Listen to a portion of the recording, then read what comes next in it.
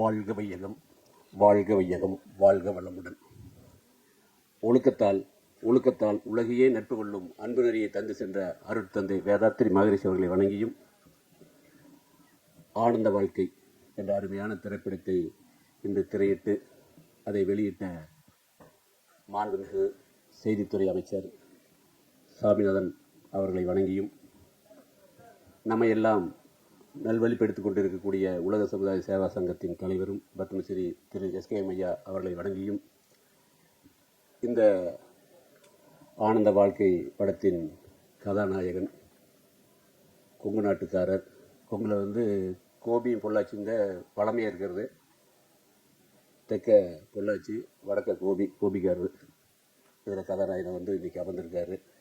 ராமலிங்கமாக நடித்து இன்றைக்கி நம்மளுக்கெல்லாம் ஒரு நல்ல ஒரு கருத்தை ஆவணப்படமாக கொடுத்துருக்காங்க. அவர்களையும் வணங்கி, மேடையில் அமர்ந்திருக்கக்கூடிய சான்றோர் பெருமக்களும் திரைப்பட கலைஞர்களும், டைரக்டர் சுப்பிரமணிய பாரதி, இசை சத்யா, இப்படி நிறைய சொல்லிகிட்டே போகலாம்.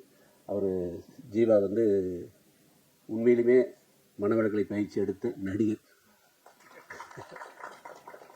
அவருக்கு விஜய் டிவியில் நான் அவார்டே கொடுத்துருக்குறேன். அதை விட பெரிய எனக்கு சந்தோஷம்னா எப்பவுமே ராமராஜ் வாய்ஸ் தான் போட்டுப்பார். இப்படி எல்லாம் இன்றைக்கி இந்த திரைப்படத்தை வெளியிட்டு நன்றி உரை கூற சுப்பிரமணியம் அவங்கள இதை தொடங்கி வச்சாங்க. இப்படி எல்லாமே நல்லா நடந்திருக்குது. இன்றைக்கி புத்தகம் படிக்கிறது, செய்தி வழி கேட்குறது எல்லாத்த விட டிஜிட்டல் மிகப்பெரிய அளவுக்கு வேகமாக போயிட்டுருக்கு. மகரிஷியுடைய கருத்து, ஆழமான கருத்து எளிய முறையில் ஒரு பாமர மக்களுக்கு போய் சேர்கிற அளவுக்கு இன்றைக்கி இருக்குது. அதை மார்க்கெட் பண்ணுறதுல எங்களுக்கு வேறு வழி தெரியாதனால இந்த ஃபீல்டுக்கு எடுத்தோம். ஆனால் இது இவ்வளோ சிறப்பாக வரும்னு தெரியல. அவ்வளோ அருமையாக பண்ணியிருக்காங்க. அவங்களுக்கு மிக வாழ்த்துக்களை கூறணும்.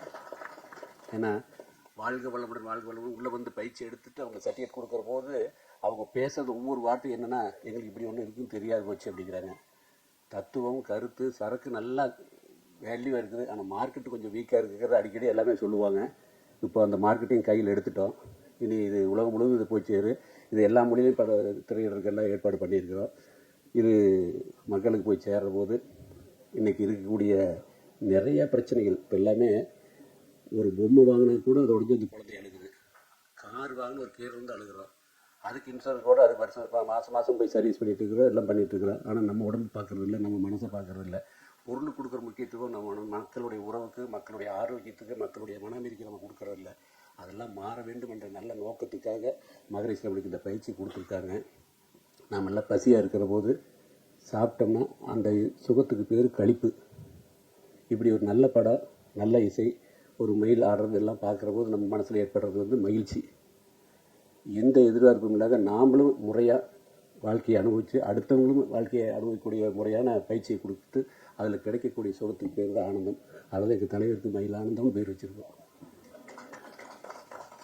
அதனால் இந்த படத்துக்கு ஆனந்த வாழ்க்கையில் இருக்குது. எல்லாரும் இந்த வாழ்க்கையை ஆனந்தமாக கொண்டாட வேண்டும். நம்மளுக்கு நரகம் சொர்க்கம்னு சொல்லுவாங்க. சொர்க்கம் வேறு எதுவுமே இல்லை. இந்த பூமி தான் நம்ம சொர்க்கம். நாம் புண்ணியம் பண்ணுங்க அடுத்து இந்த சொர்க்கத்தில் நம்ம பிறந்திருக்கிறோம். அதை நரகமாக பண்ணுறது, சொர்க்கம் பண்ணுற நம்ம கையில் இருக்குது. சொர்க்கமாக பண்ணக்கூடிய பொக்கிஷத்தை மகரிஷி கொடுத்துருக்காங்க. இந்த செய்தியை ஊடகத்துறை சேர்ந்த அன்பர்கள் நாங்கள் என்ன தான் தத்துவத்தினால தான் கொடுத்துருந்தாலுமே அது உலகத்துக்கு போய் சேர்ந்தால் தான் அதுக்கு ஒரு வேல்யூ.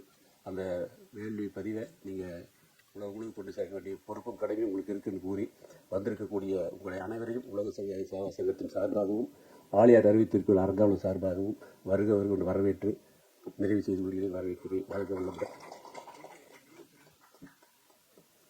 மிக்க நன்றி ஐயா. உலக சமுதாய சேவா சங்கம் ஏன் சினிமா துறையில் அடியெடுத்து வைத்திருக்கிறது என்பதற்கான காரணத்தையும் கூறி அனைவரையும் வரவேற்றதற்கு மிக்க நன்றியை தெரிவித்துக் கொள்கிறோம். வாழ்க வளமுடன் ஐயா. அன்பர்களுக்கு ஒரு அன்பான வேண்டுகோள். நமக்கு இந்த துறை என்பது புதிதாக இருப்பதனால் நீங்களும் செல்போன், அன்பர்கள் அனைவரும் இங்கு என்ன மேடையில் நடப்பதே செல்போன் கொண்டு படம் எடுத்தால் அரங்கத்தின் பல்வேறு கோணங்களில் பத்திரிகை அன்பர்கள் கேமராவை வைத்து இந்த மேடையில் நடப்பதை ஒளிப்பதிவு செய்து கொண்டிருக்கிறார்கள். அதனால் அதனை புரிந்து கொண்டு உங்களுடைய தனிப்பட்ட முறையில் செல்போன் மூலம் படம் எடுப்பதை தவிர்த்துக் கொள்ளுமாறு அன்போடு கேட்டுக்கொள்கிறோம்.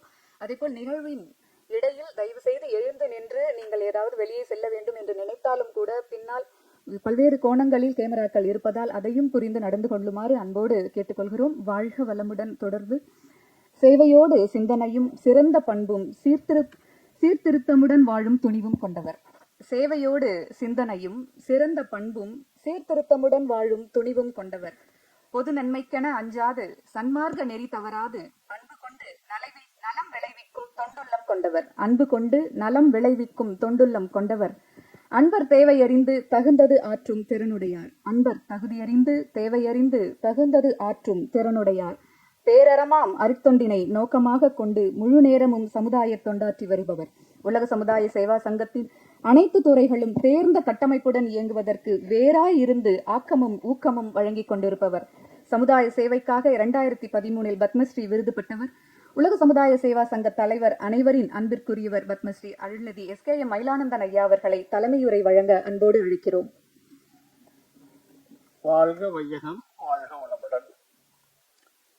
எல்லாம் வல்ல இறையருளை வேண்டி உலக சமுதாய சேவா சங்கத்தின் நிறுவன தந்தை ஆசான் அருட்தந்தை அவருடைய அருள் ஆசிகளை வேண்டி இந்த திரைப்பட வெளியீட்டு விழா நிகழ்ச்சியிலே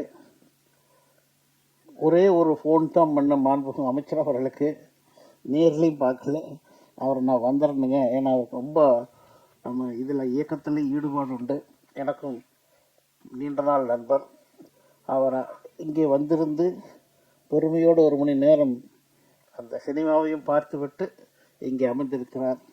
அவருக்கு நம்முடைய அனைவரின் சார்பில் மாண்புமிகு அமைச்சர் அவர்களுக்கு எனது மனமார்ந்த வாழ்த்துக்களையும் நன்றியும் தெரிவித்துக் கொள்கிறேன்.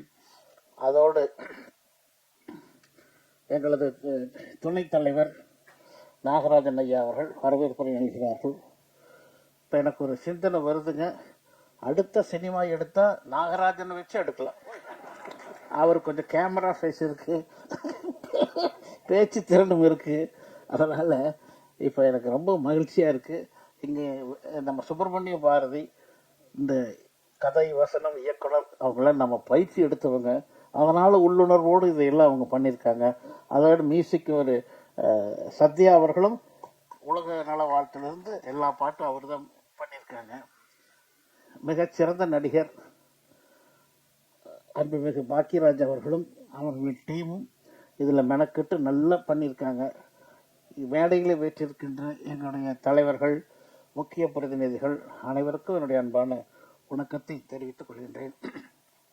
சுவாமிஜி அவர்கள் மறைவிற்கு பிறகு சுமார் 300 மடங்குக்கு மேல் நம்முடைய சங்கம் வளர்ந்திருக்கிறது. இதுவரை எங்களுடைய கணக்குப்படி சாமிஜி மறைவிற்கு பிறகு 49 லட்சம் பேருக்கு இந்த தியானத்தை கற்றுக் கொடுத்திருக்கிறோம். எங்களுடைய CEO அல்லது VSP டைரக்டர் அன்புமிகு முருகானந்தம் அவருடைய தலைமையில் இதுவரை 350 கிராமங்களை தத்தெடுத்து லட்சக்கணக்கான ஏழை மக்களுக்கு இலவசமாக கொடுத்திருக்கிறோம். இது பெரிய சாதனை. அவருடைய முயற்சி பாராட்டத்தக்கது. மேலும் இந்த கிராமத்தில் கொண்டு போய் இந்த சினிமா போட்டால் நல்ல வளர்ச்சி கிடைக்கும் என்கிற நம்பிக்கை எனக்கு இருக்கிறது. ஏன்னா அவங்க ஐயா சொன்ன மாதிரி சினிமாவில் போனால் தான் நம்ம பரப்ப முடியும். ஆக முதற்கட்டமாக இதை எடுத்திருக்கிறோம்.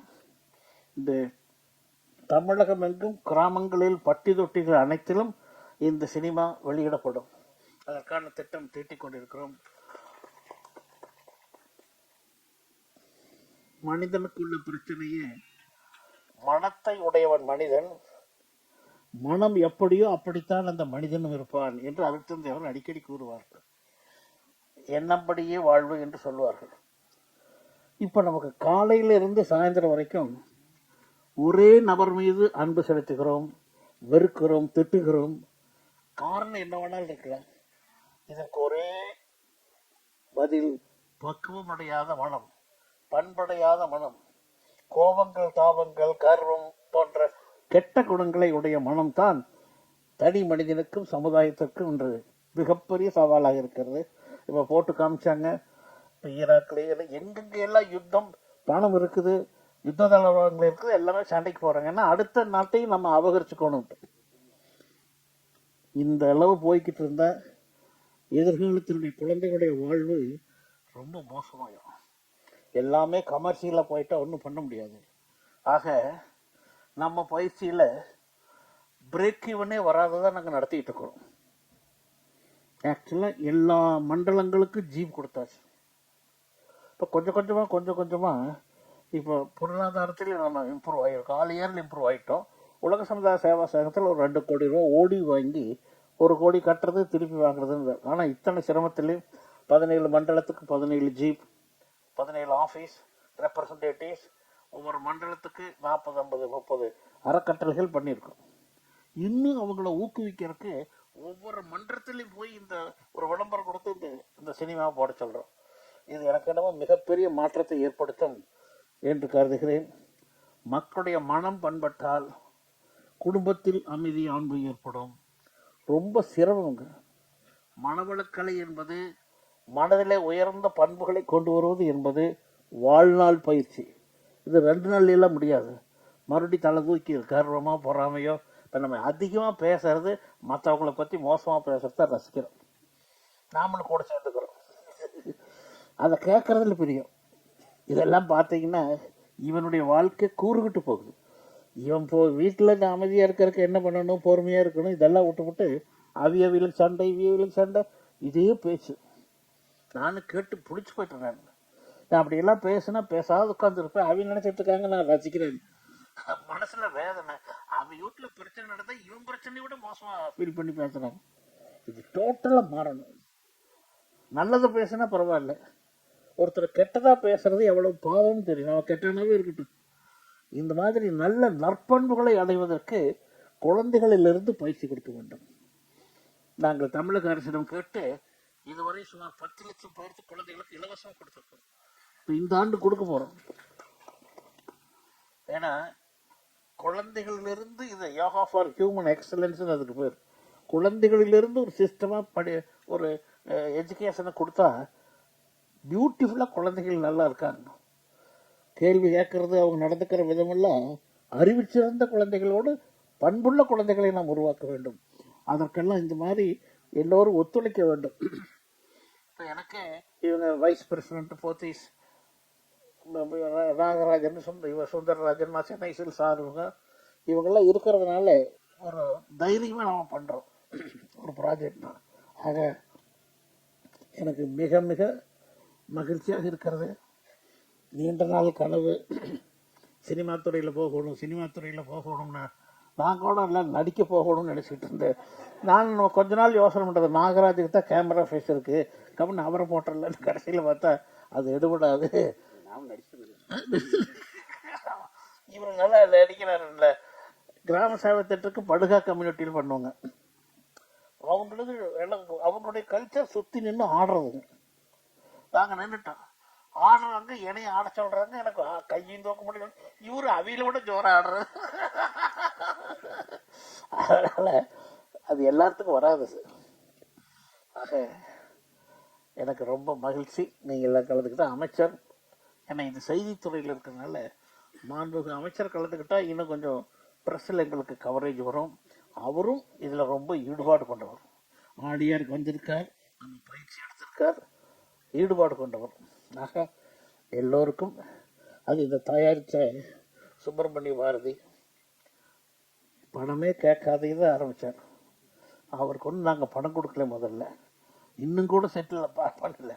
அவரா எவ்வளவு பாக்கியராஜ் எல்லாம் அவங்களுக்கெல்லாம் குறைச்சி பேசி அவங்களும் குறைச்சி வந்தாங்க. யாரு பாகம் 2 சரி. ஏன்னா முதல்ல இந்த மாதிரி அவரு ஏற்கனவே சினிமா துறையில் மிக புகழ் பெற்றவர், நடிகர், டைரக்டர் எல்லாம். அவர் நடிக்கிறாருன்னா நமக்கு ஒரு மதிப்பு மரியாதை இருக்கும். அது எனக்கு ரொம்ப மகிழ்ச்சி. எல்லாமே சிறப்பாக இருக்குது. என்ன குழந்தைகளுக்கு லவ் டு இட் எல்லாம் இல்லை. இதில் பாட்டல் ஆட்டல் அங்கே குதிக்க இங்கே குதிக்க இல்லை. குழந்தைகளுக்கு பிடிக்கிறது கொஞ்சம் கஷ்டம், பெரியவங்களுக்கு பிடிக்கணும். உள்ள சமாச்சாரத்தை நான் பேசுகிறேன். அதனால் எனக்கு ரொம்ப மகிழ்ச்சியாக இருக்குது. சுப்பிரமணிய பாரதிக்கும் இங்கே இதை தயாரிக்கிறதுக்கு இரவு பகலாக ஒத்துழைச்சாங்க. அவருக்கு ஒரு 4-5 பேர் நடிகர்கள். அப்படித்தான் எனக்கு ரொம்ப மகிழ்ச்சியாக இருக்கிறது. இந்த குறும்படத்துக்குன்னு அவருக்கு அவார்டு கிடைச்சிருக்குது. அது எடுத்தது. ஆமாம், அநேகமாக இதுக்கும் ஒரு அவார்டு கிடைக்கணும்னு நினைக்கிறேன் நான். இதை சமுதாய நலனுக்காக எடுத்த படம். இது கமர்ஷியலாக யாரும் திங்க் பண்ணக்கூடாது. அது எல்லோருக்கும் என்னுடைய அன்பை தெரிவித்து இது ஒரு டேக் ஆஃப் ஸ்டேஜ் இருக்க வேண்டும் என்று நான் விரும்புகிறேன்.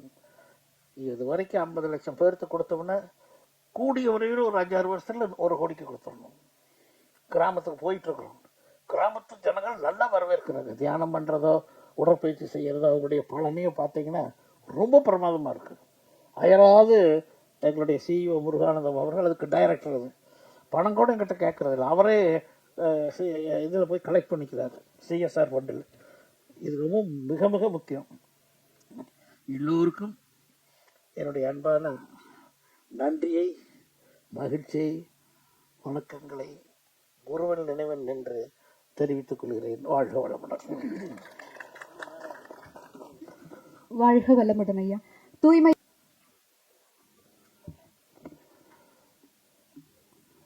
ஆனந்த வாழ்க்கை என்ற வகையிலான தலைப்பிலே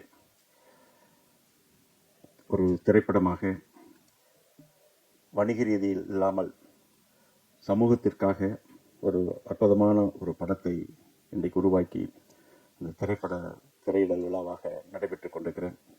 இந்த சிறப்பு வாய்ந்த நிகழ்ச்சிக்கு வரவேற்புரையாற்றியிருக்கின்ற உலக சமுதாய சேவா சங்கத்தினுடைய துணைத் தலைவர் திரு மரியாதைக்குரிய KR நாகராஜன் அவர்களே, மற்றும் இந்த நிகழ்ச்சிக்கு தலைமையேற்று இங்கே சிறப்பானது ஒரு கருத்தை எடுத்து வைத்து உரையை நிறைவு செய்திருக்கிற பத்மஸ்ரீ அருள்நிதி மரியாதைக்குரிய ஐயா SKM மயிலானந்தம் அவர்களே, மற்றும் இந்த திரைப்படத்தை இயக்கியிருக்கின்ற அன்புக்கினிய சகோதரர் திரு சுப்பிரமணியம் பாரதி அவர்களே, மற்றும் முழுமையாக இந்த திரைப்படத்தில் கலந்து கொண்டு சிறப்பாக நடித்து இன்றைக்கு இந்த திரைப்படத்திற்கு ஒரு மெருகூட்டி இருக்கின்ற மரியாதைக்குரிய இயக்குனர் ஐயா பாக்கியராஜ் அவர்களே, இயக்குனரில் ஒரு மூத்தவராக விளங்கி கொண்டிருக்கின்ற ஐயா SP முத்துராமன் அவர்களே, மற்றும் மேடையில் அமர்ந்திருக்கின்ற மற்றும் எதிரே அமர்ந்திருக்கின்ற அனைவருக்கும் பத்திரிகை மற்றும் தொலைக்காட்சி ஊடகங்கள் சொந்த நண்பர்களே, உங்கள் அனைவருக்கும் என்னுடைய வணக்கத்தை உரித்தாய்க் கொள்ள கடமைப்பட்டிருக்கின்றேன். இன்றைக்கு ஒரு சமூகத்திற்காக, சமூகத்தின் நலனுக்காக இன்றைக்கு இந்த திரைப்படத்தை உருவாக்கி இங்கே அற்புதமாக படைப்பாக உருவாக்கியிருக்கின்ற அத்தனை பேருக்கும், இதில் நடித்திருக்கின்ற, இசையமைத்திருக்கின்ற, இதில் ஒளிப்பதிவு செய்திருக்கிற அத்தனை பேருக்கும் என்னுடைய நன்றியும் வாழ்த்துக்கள் இந்த நேரத்தில் நான் உரித்தாய்க் கொள்ள கடமைப்பட்டிருக்கின்றேன்.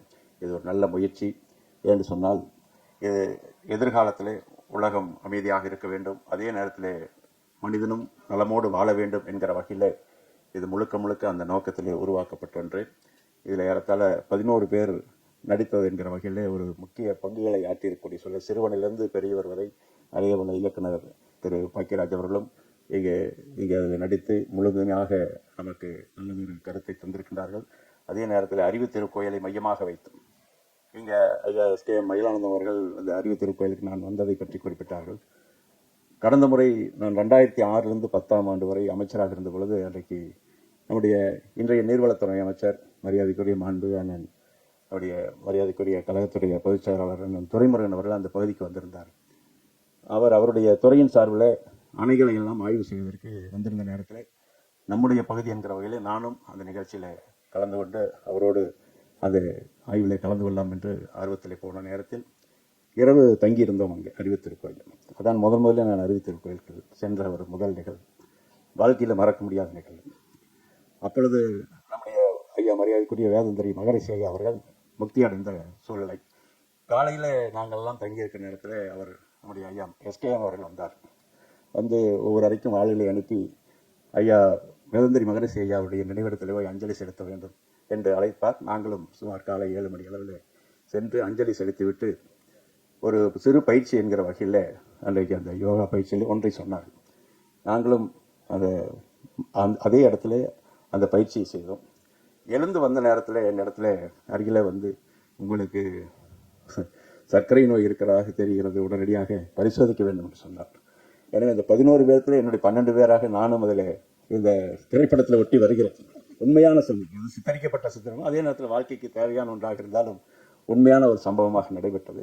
அதற்கு பிறகு அடுத்த ஒரு 10 நாட்கள், ஏன்னு சொன்னால் பணியின் காரணமாக நாம் அன்றைக்கு அதிக தூரம் பயணம் செய்தோம். குறிப்பாக நெடுஞ்சாலைத்துறையில் இருந்த நேரத்தில் சாலைகளை பார்ப்பதற்காக, ஆய்வு செய்வதற்காக ஒவ்வொரு மாவட்டமாக விரைந்து சென்ற நேரத்தில் அது உடல் சோர்வு என்று தான் நான் கருதி கொண்டிருந்தேன்.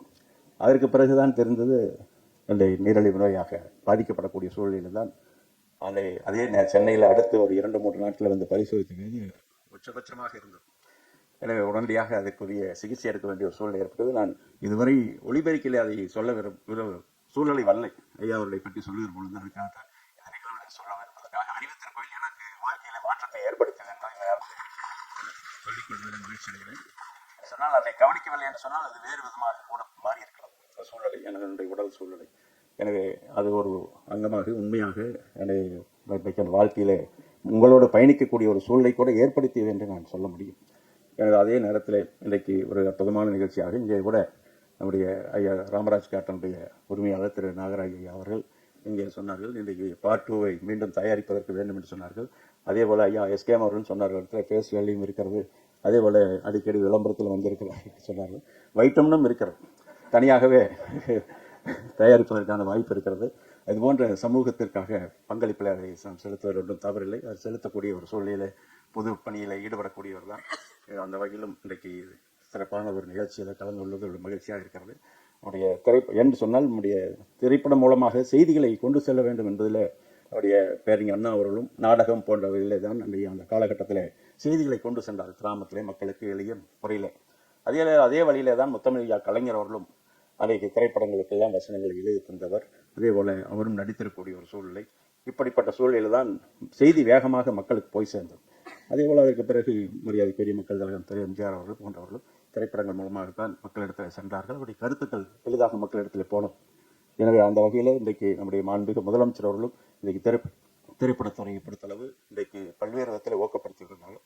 அதே வழியிலே தொடர்ந்து எங்களுக்கெல்லாம் ஒரு ஊக்கத்தை ஏற்படுத்த துணை முதலமைச்சர் அவர்களும் சினிமா துறையை சார்ந்தவர்கள் தான். எனவே நீங்கள் ஒன்றும் இதை பற்றி அச்சப்பட வேண்டியதில்லை.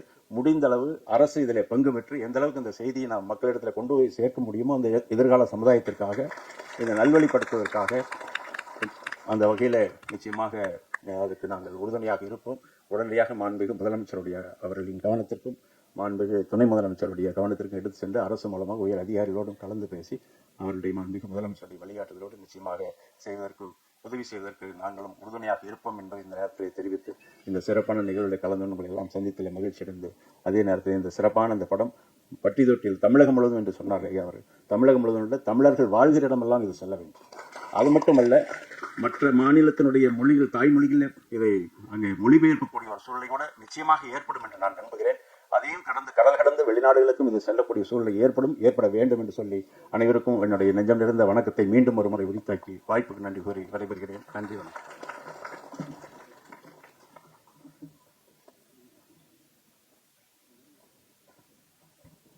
மிக்க நன்றி ஐயா. வாழ்க வளமுடன். உங்களுடைய அனுபவத்தையும் கூறி உலக சமுதாய சேவா சங்கத்தின் மனவளக்கலை பயிற்சி அரசின் கவனத்திற்கு கொண்டு சென்று எங்களை பட்டி தொட்டி வரைக்கும் கொண்டு செல்லுமாறு அன்போடு கேட்டுக்கொள்கிறோம். நன்றி ஐயா. தொடர்வது வாழ்த்துரை. சிந்தனையுடன் செயலுடன் சிந்தனையும் பந்தித்து நிற்க பழகுதல் நற்பண்பு என்ற வகையில் சிந்தனையும் செயலும் கொண்ட நற்பண்பாளர் இதயம் கதிர் ஐயா அவர்களுக்கு உலக சமுதாய சேவா சங்கத்தின் துணைத் தலைவர் சின்னசாமி ஐயா அவர்களை சிறப்பு செய்ய அன்போடு அழைக்கிறோம்.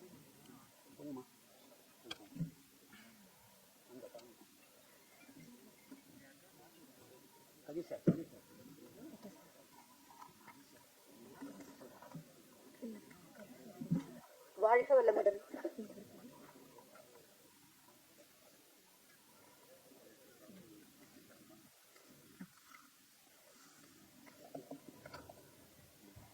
வாழ்வை வளப்படுத்தும் வழக்க பழக்கங்கள் எனும் ஒழுக்கங்கள் எல்லாம் ஆழ்ந்த சிந்தனையாளர் அன்பினால் உலகுக்கு அளித்த பரிசாம் என்ற அருத்தந்தையின் கருத்தின்படி ஒவ்வொரு படமும் மக்களின் உணர்வுகளோடு தொடர்புடையதாக இருக்கும் வகையில் கதை அமைக்கும் சிந்தனையாளர், திரைக்கதை மன்னன் என்று போற்றப்படுபவர் நமது மதிப்பிற்கும் மரியாதைக்குரிய இயக்குனர் நடிகர் திரு கே பாக்கியராஜ் ஐயா அவர்களுக்கு ஆழியாரின் துணைத் தலைவர் ஆறுமுகம் ஐயா அவர்கள், சென்னை சில்க் உரிமையாளர் திரு ஆறுமுகம் ஐயா அவர்களை சிறப்பு செய்யுமாறு அன்போடு கேட்டுக்கொள்கிறோம்.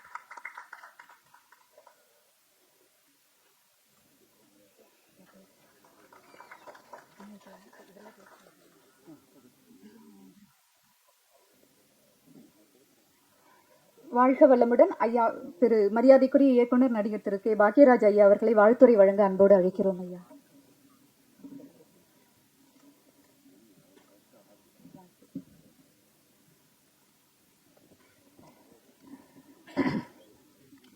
வாழ்க வையகம், வாழ்க வளமுடன். நான் கடைசியில் பேசுகிறேன் அப்படின்னு சொல்லிட்டு, ஏன்னா நானும் இதில் படத்தில் நடிச்சிருக்கேன், நான் பேசுறதுக்கு இருக்கு, எல்லாரும் பேசிட்டோம் அப்படின்னேன். ஆனால் கடைசியில் 2வது என்னை கூப்பிட்டு விட்டாங்க. ஸோ பத்திரிகையாளர் நண்பர்கள் மற்றும் வந்திருக்க நண்பர்கள் எல்லாத்துக்கும் என்னுடைய பணிவான வணக்கம். உலக சமுதாய சேவா சங்கத்தின் மரியாதைக்குரிய தலைவர் பத்மஸ்ரீ மயிலானந்தம் ஐயா அவர்களுக்கும் மற்றும் அவருக்கு அவருடைய அழைப்பை ஏற்று வந்து இந்த விழாவை வந்து சிறப்பித்த மரியாதைக்குரிய அமைச்சர் அவர்களுக்கும், அப்புறம் துணைத் தலைவர்கள் இருக்காங்க, வரவேற்புரை நாகராஜா இருக்காங்க, இன்னும் நிறைய பேர் அரங்காவலர்கள் எல்லாமே இதில் கலந்துக்கிட்டவங்க, எங்களுடைய சினிமாவை சேர்ந்தவங்களும் நிறைய பேர் இருக்காங்க. எல்லாத்துக்கும் என்னுடைய பணிவான வணக்கம். தலைவர் அவர்கள் பேசும்போது ஒரு வார்த்தை குறிப்பிட்டார். என்னென்னா, சொர்க்கம் நரகம் ரெண்டுமே இங்கே தான் இருக்குது, மண்ணாடு தான் இருக்குது அப்படின்னு. உண்மைதான். ஏன்னா சொர்க்கத்துக்கும் நரகத்துக்கும் வாசல் ஒன்று தான், அது நம்ம வாய் தான். நம்ம வாயிலிருந்து வர்ற வார்த்தையை பொறுத்து தான் சொர்க்கம் இருக்குது, நரகம் இருக்குது. என்னென்னா, சாமியும் சரி சைத்தானும் சரி ரெண்டுமே இருக்குது மனுஷங்கிட்ட. அது தவிர்க்க முடியாமல் வந்து சேர்ந்துருச்சு. என்னன்னு தெரியல. இந்த பாம்பேயில் வந்து ஒரு ஸ்கூலில் வந்து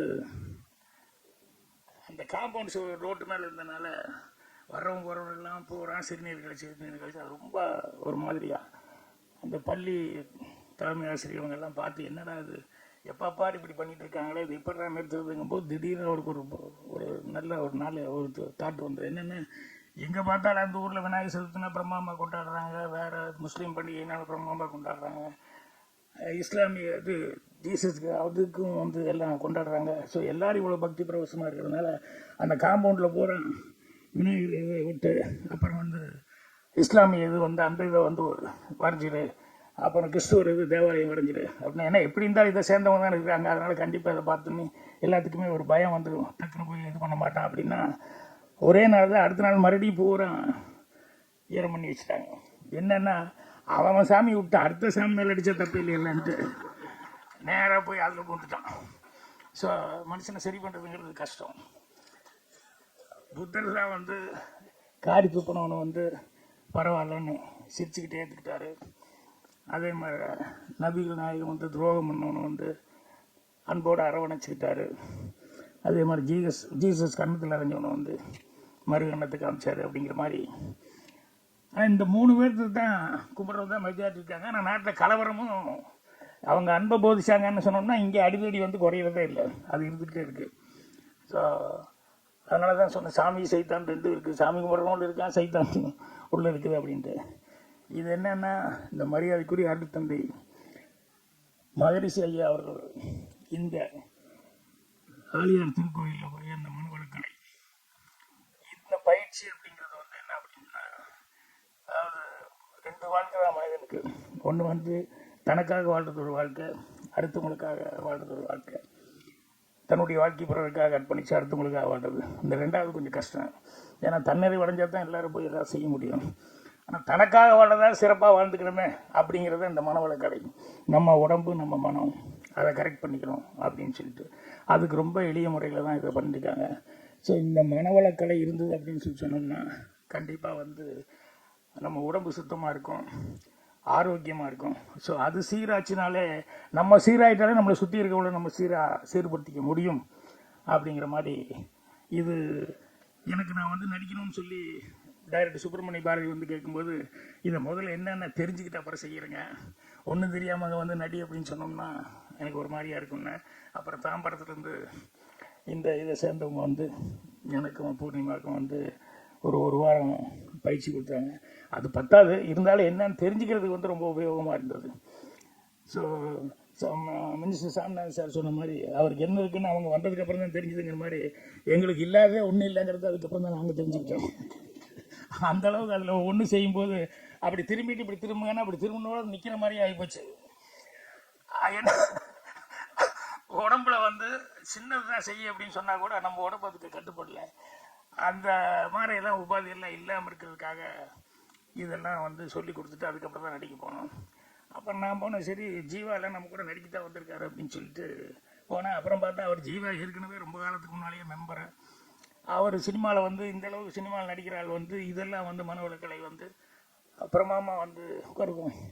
பிரமாமா வந்து இதை கற்றுக்கிட்டு இதை 4 பேர்த்துக்கு உபயோகப்படுற முறையில் சொல்லிக்கிட்டு இருக்காரு அப்படிங்கிறது. இந்த மனவளக்கலை நான் சொன்ன மாதிரி நம்ம சீராயிட்டோம்னாலே நம்ம உடம்பு சீராக இருந்து மனசு சீராக இருந்தாலும் நம்ம சுற்றி இருக்கிறத சீராக வச்சுக்க முடியும் அப்படிங்கிறதுக்கு ஒரு உதாரணம் தான். இங்கிருந்து நாங்கள் நடிக்க போனப்போ அங்கே வந்திருந்தவங்க நிறைய பேர் வந்து எந்த அளவுக்கு எங்களை கவனிச்சுக்கிட்டாங்க, எந்த அளவுக்கு அக்கறையோட, அதாவது அவங்க சினிமாக்காக வந்திருக்காங்க அப்படிங்கிற மாதிரி இல்லாமல் அங்கே இருக்கிற ஒவ்வொருத்தரும் அவங்கெல்லாம் உண்மையான அன்போட இது இவங்க நல்லா தெரிஞ்சு நல்லா கற்றுக்கிட்டு இவங்க போகணும் அப்படின்னு சொல்லிட்டு அவ்வளவு உள்ளன்போடு வந்து எங்களை கவனிச்சுக்கிட்டாங்க. அது எனக்கு ரொம்ப சந்தோஷமாக இருந்தது. தலைவர் அவர்கள் வந்து நாகராஜ் சாருக்கு ரெக்கமெண்ட் பண்ணிட்டு நடிக்கிறேன் நீ அப்படின்னு. இதில் தலைவரே நடிச்சிட்டாருங்கிறது தான் பெரிய சமாச்சாரம். எனக்கு வந்து பரிசு கொடுத்து பேசுகிற மாதிரி தலைவர் வந்து பேசியிருந்தார். அதனால் இப்போ எங்களுக்கெல்லாம் என்ன ஒரு சந்தோஷம்னா, இவங்க சினிமாவுக்கு போய் ஆனந்த வாழ்க்கையில் எல்லாரும் இவங்கெல்லாம் நடிக்கிற ஆகிட்டாங்க போது பாரு, நம்ம இனத்தோடு சேர்ந்துட்டாங்க. ஏன்னா சினிமாக்காரங்க அப்படின்னு ஒரு மாதிரியாக சொல்லுவாங்கல்ல, யோ எங்கள் வீட்டில் யாரெல்லாம் இருக்காங்க, எங்களை போய் சாதாரணமாக சினிமாக்காரங்கன்னு சொல்லாதீங்க இனிமேல் அப்படின்னு சொல்லிட்டு மரியாதைக்குரிய மகரிஷி ஐயா அவர்களுடைய அன்பர்கள் எல்லாமே அவருடைய சேவா சங்கத்தை சேர்ந்தவங்களே சினிமாவில் இருக்காங்க. அப்படிங்கும்போது அது எங்களுக்கு ஒரு பெருமையான ஒரு சமாச்சாரமாக எடுத்துக்கிறோம். அதனால் இந்த படமாக வந்து இது எடுத்திருந்தா கூட இதனுடைய பயன் அவர் வந்து எல்லா இடத்துக்கும் இது போய் சேரணும் அப்படிங்கிறது தான் அவங்களுடைய உள்நோக்கமாக இருந்தது. அந்த உள்நோக்கம் நான் கிளைமேக்ஸில் சொன்ன மாதிரி நிறைய பேர் இந்த படம் பார்க்குறவங்க எல்லாத்துக்குமே தன்னால் முடிஞ்ச வரைக்கும் யாராவது ஒவ்வொரு கிராமத்தையும் ஒவ்வொரு தத்து எடுத்துக்கிறாங்க அப்படின்னு சொல்லியிருக்க, கிராமத்தை தத்தெடுக்கிறாங்களே இல்லையோ, தன்னை சுற்றி இருக்கவங்க யாராவது 1-2 பேர்த்துக்காவது அவங்களால உதவி செய்யணும் அப்படிங்கிற அந்த மனசுக்குள்ளே அது வந்துடும். அது ஒருத்தர் பக்கத்தில் அக்கம் பக்கம் இருக்கவங்கள ஒருத்தர் கவனிச்சுக்கிட்டாலே அதே ஒரு பெரிய சமாச்சாரம். ஏன்னா பிரார்த்தனை கூட நம்ம சொல்கிறது என்னென்னா, நமக்காக பிரார்த்திக்கிறத விட நம்ம அடுத்தவங்களுக்காக பிரார்த்திக்கணும்னா நம்மளை பிரார்த்திக்கிறதுக்கு நிறைய பேர் இருப்பாங்க. ஸோ அந்த மாதிரி இந்த மனவளக்கலை வந்து இதை கற்றுக்கிட்டோம் அப்படின்னு சொன்னோம்னா நம்ம வந்து எல்லாத்துக்கும் சொல்லி கொடுக்கும்போது என்னென்னா எல்லாருமே ஒரு சீரான ஒரு மனநிலைக்கு வருவாங்க அப்படிங்கிறது இந்த படத்தை பார்க்கும்போது எல்லாத்துக்குமே உண்மையாகவே அந்த ஃபீலிங் வரும். அதே மாதிரி 4 பேர்த்துக்கு உபயோகமாக நம்ம வாழ்க்கை இருக்கணும் அப்படின்னு சொல்லி நான் சந்தோஷத்தில் பெரிய சந்தோஷமே அடுத்தவங்களை சந்தோஷப்படுத்தி பார்க்குறது தான் பாக்கிய ஆரம்பிக்கும் போது நான் கேப்ஷனாகவே அதான் எழுதியிருந்தேன். ஸோ இந்த மனவளக்கலை பண்ணுறாங்க அப்படின்னு சொன்னோம்னா கண்டிப்பாக அடுத்தவங்களை சந்தோஷப்படுத்துகிற அளவுக்கு அவங்க வாழ்க்கையை அவங்க அர்ப்பணிப்பாங்க அப்படின்னு சொல்லிட்டு நம்பிக்கை இருக்குது. இந்த படத்தில் நடித்தது எனக்கு வந்து ஒரு பெருமையான சமாச்சாரமாக இருக்குது. 2வது இவ்வளவு உபயோகமான ஒரு சமாச்சாரம் இது வந்து அவர் சொன்ன மாதிரி உலகம் பூரா இருக்கிற தமிழர்கள் எல்லாத்துக்கிட்டையும் போய் சேர்றது. தமிழர்கள் மட்டும் இல்லை, மனிதர்கள் எல்லாரும் இதை பார்த்தாங்கன்னா மொழி மாற்றம் செய்யும்போது இதனுடைய பயன் என்ன அப்படிங்கும்போது எல்லா லாங்குவேஜ் இப்போவே நம்ம பார்க்குறோம். யோகா கற்றுக்கிட்டு இங்கே நிறைய இடங்களில் பார்த்தீங்கன்னா ஃபாரினர்ஸில் நிறைய பேர் வந்து எல்லாருமே வந்து கலந்துக்கிட்டு எல்லாம் பண்ணிக்கிட்டு இருக்காங்க. ஸோ அதனால் இந்த ஆழியார் திருக்கோயிலில் சொல்லிக் கொடுக்கக்கூடிய இந்த மனவளக்கலை அப்படிங்கிறது அருட்தந்தை மகரிஷி அவர்கள் அது வந்து எல்லாத்துக்கும் வந்து இது பண்ணி கொடுத்தது. உலகம் பூரா போய் சென்று எல்லாரும் பயனடையணும் அப்படி சொல்லி கேட்டுக்கிறேன். மீண்டும் ஒரு முறை வந்திருக்கவங்க எல்லாத்துக்கும் என்னுடைய பணிவான வணக்கம் தெரிவிச்சுக்கிறேன். நன்றி, வணக்கம்.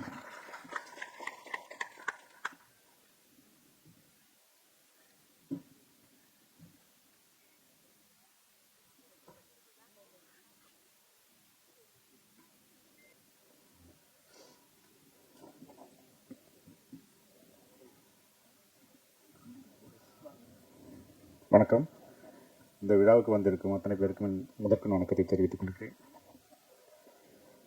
மேடையில் வந்திருக்கும் இயக்குனர் ஐயா பாக்கியராஜ் சார் அவர்களுக்கும், எஸ்பி விக்ரமன் சார் அவர்களுக்கும், உதயகுமார் சார் அவர்களுக்கும், கதிர் சார் அவர்களுக்கும், சமுத்திரகனி அவர்களுக்கும், இசையமைப்பாளர் சத்யா அவர்களுக்கும், ஜீவா அவர்களுக்கும், இந்த படத்தின் இயக்குனர் பாரதி அவர்களுக்கும், அத்தனை பேருக்கும் என்னுடைய முதற்கண் வணக்கத்தை தெரிவித்துக் கொள்கிறேன். இந்த விழா வந்து ரொம்ப ஒரு முக்கியமான விழா. ஏன்னா சார் பாக்கியராஜ் சார் சொன்ன மாதிரி எனக்கும் இந்த ஆழியாருக்கு போயிட்டு வந்ததுலேருந்து நிறைய மாற்றங்கள்லாம் வந்தது. அது அப்புறம் சொல்கிறேன். நான் முதலாவது இந்த படத்தை பற்றி கொஞ்சம் சொல்லணும். ஏன்னா மணி வந்து ரொம்ப அற்புதமான ஒரு விஷயம் பண்ணியிருக்கிறாரு அந்த படமாக எடுத்து. ஆரம்பத்துலேருந்தே என்கிட்ட வந்து சொன்னார் என்னென்ன பண்ண போகிறோம் அப்படிங்கிறத சொன்னார். ஸோ அது உறுதுணையாக வந்து ரங்கத்துறை அவர்களும் 2 பேரும் சேர்ந்து தான் அதை இப்போ எக்ஸிக்யூட் பண்ணாங்க. அதை மகிதேஷ் சார் அப்போ போட்டு பண்ண போகிறேன் அப்படின்னு சொன்ன உடனேயே நான் சொன்னேன், சரி இது நல்லா வந்துடும், இப்போ எப்படியும் அப்படின்னு நான் சொன்னேன். ஸோ அதே மாதிரி வந்து ஒரு ஷார்ட் ஃபிலிம் பண்ணியிருந்தார் மாதிரி யூனியனில், அதில் வந்து பெரிய அவார்டெல்லாம் வாங்கியிருந்தார் அவர். ஸோ ரொம்ப நேர்த்தியாக சொல்ல வந்த விஷயத்த ரொம்ப கரெக்டாக அதில் பண்ணியிருந்தார். ஏன்னா அந்த வாழ்க வளம் நம்ம ஆழியாரோட அந்த விஷயங்களும் வரணும், கதாபாத்திரத்துக்கும் முக்கியத்துவம் கொடுக்கணும். இது இரண்டும் சேர்ந்து மிக்ஸ் ஆகி வரும்போது அது ஒரு நேர்த்தியான ஒரு படமாக இருக்கணும். அப்படிங்கிறது வந்து ரொம்ப கஷ்டமான ஒரு விஷயத்த ரொம்ப எளிமையாக ரொம்ப அழகாக எல்லாருக்கும் போய் சேர்ந்து ரொம்ப அடித்தட்டு மக்கள் வரை போய் சேர்ற மாதிரி ரொம்ப அழகாக பண்ணியிருந்தார். அதற்காக மணிக்கு பாராட்டுகள்.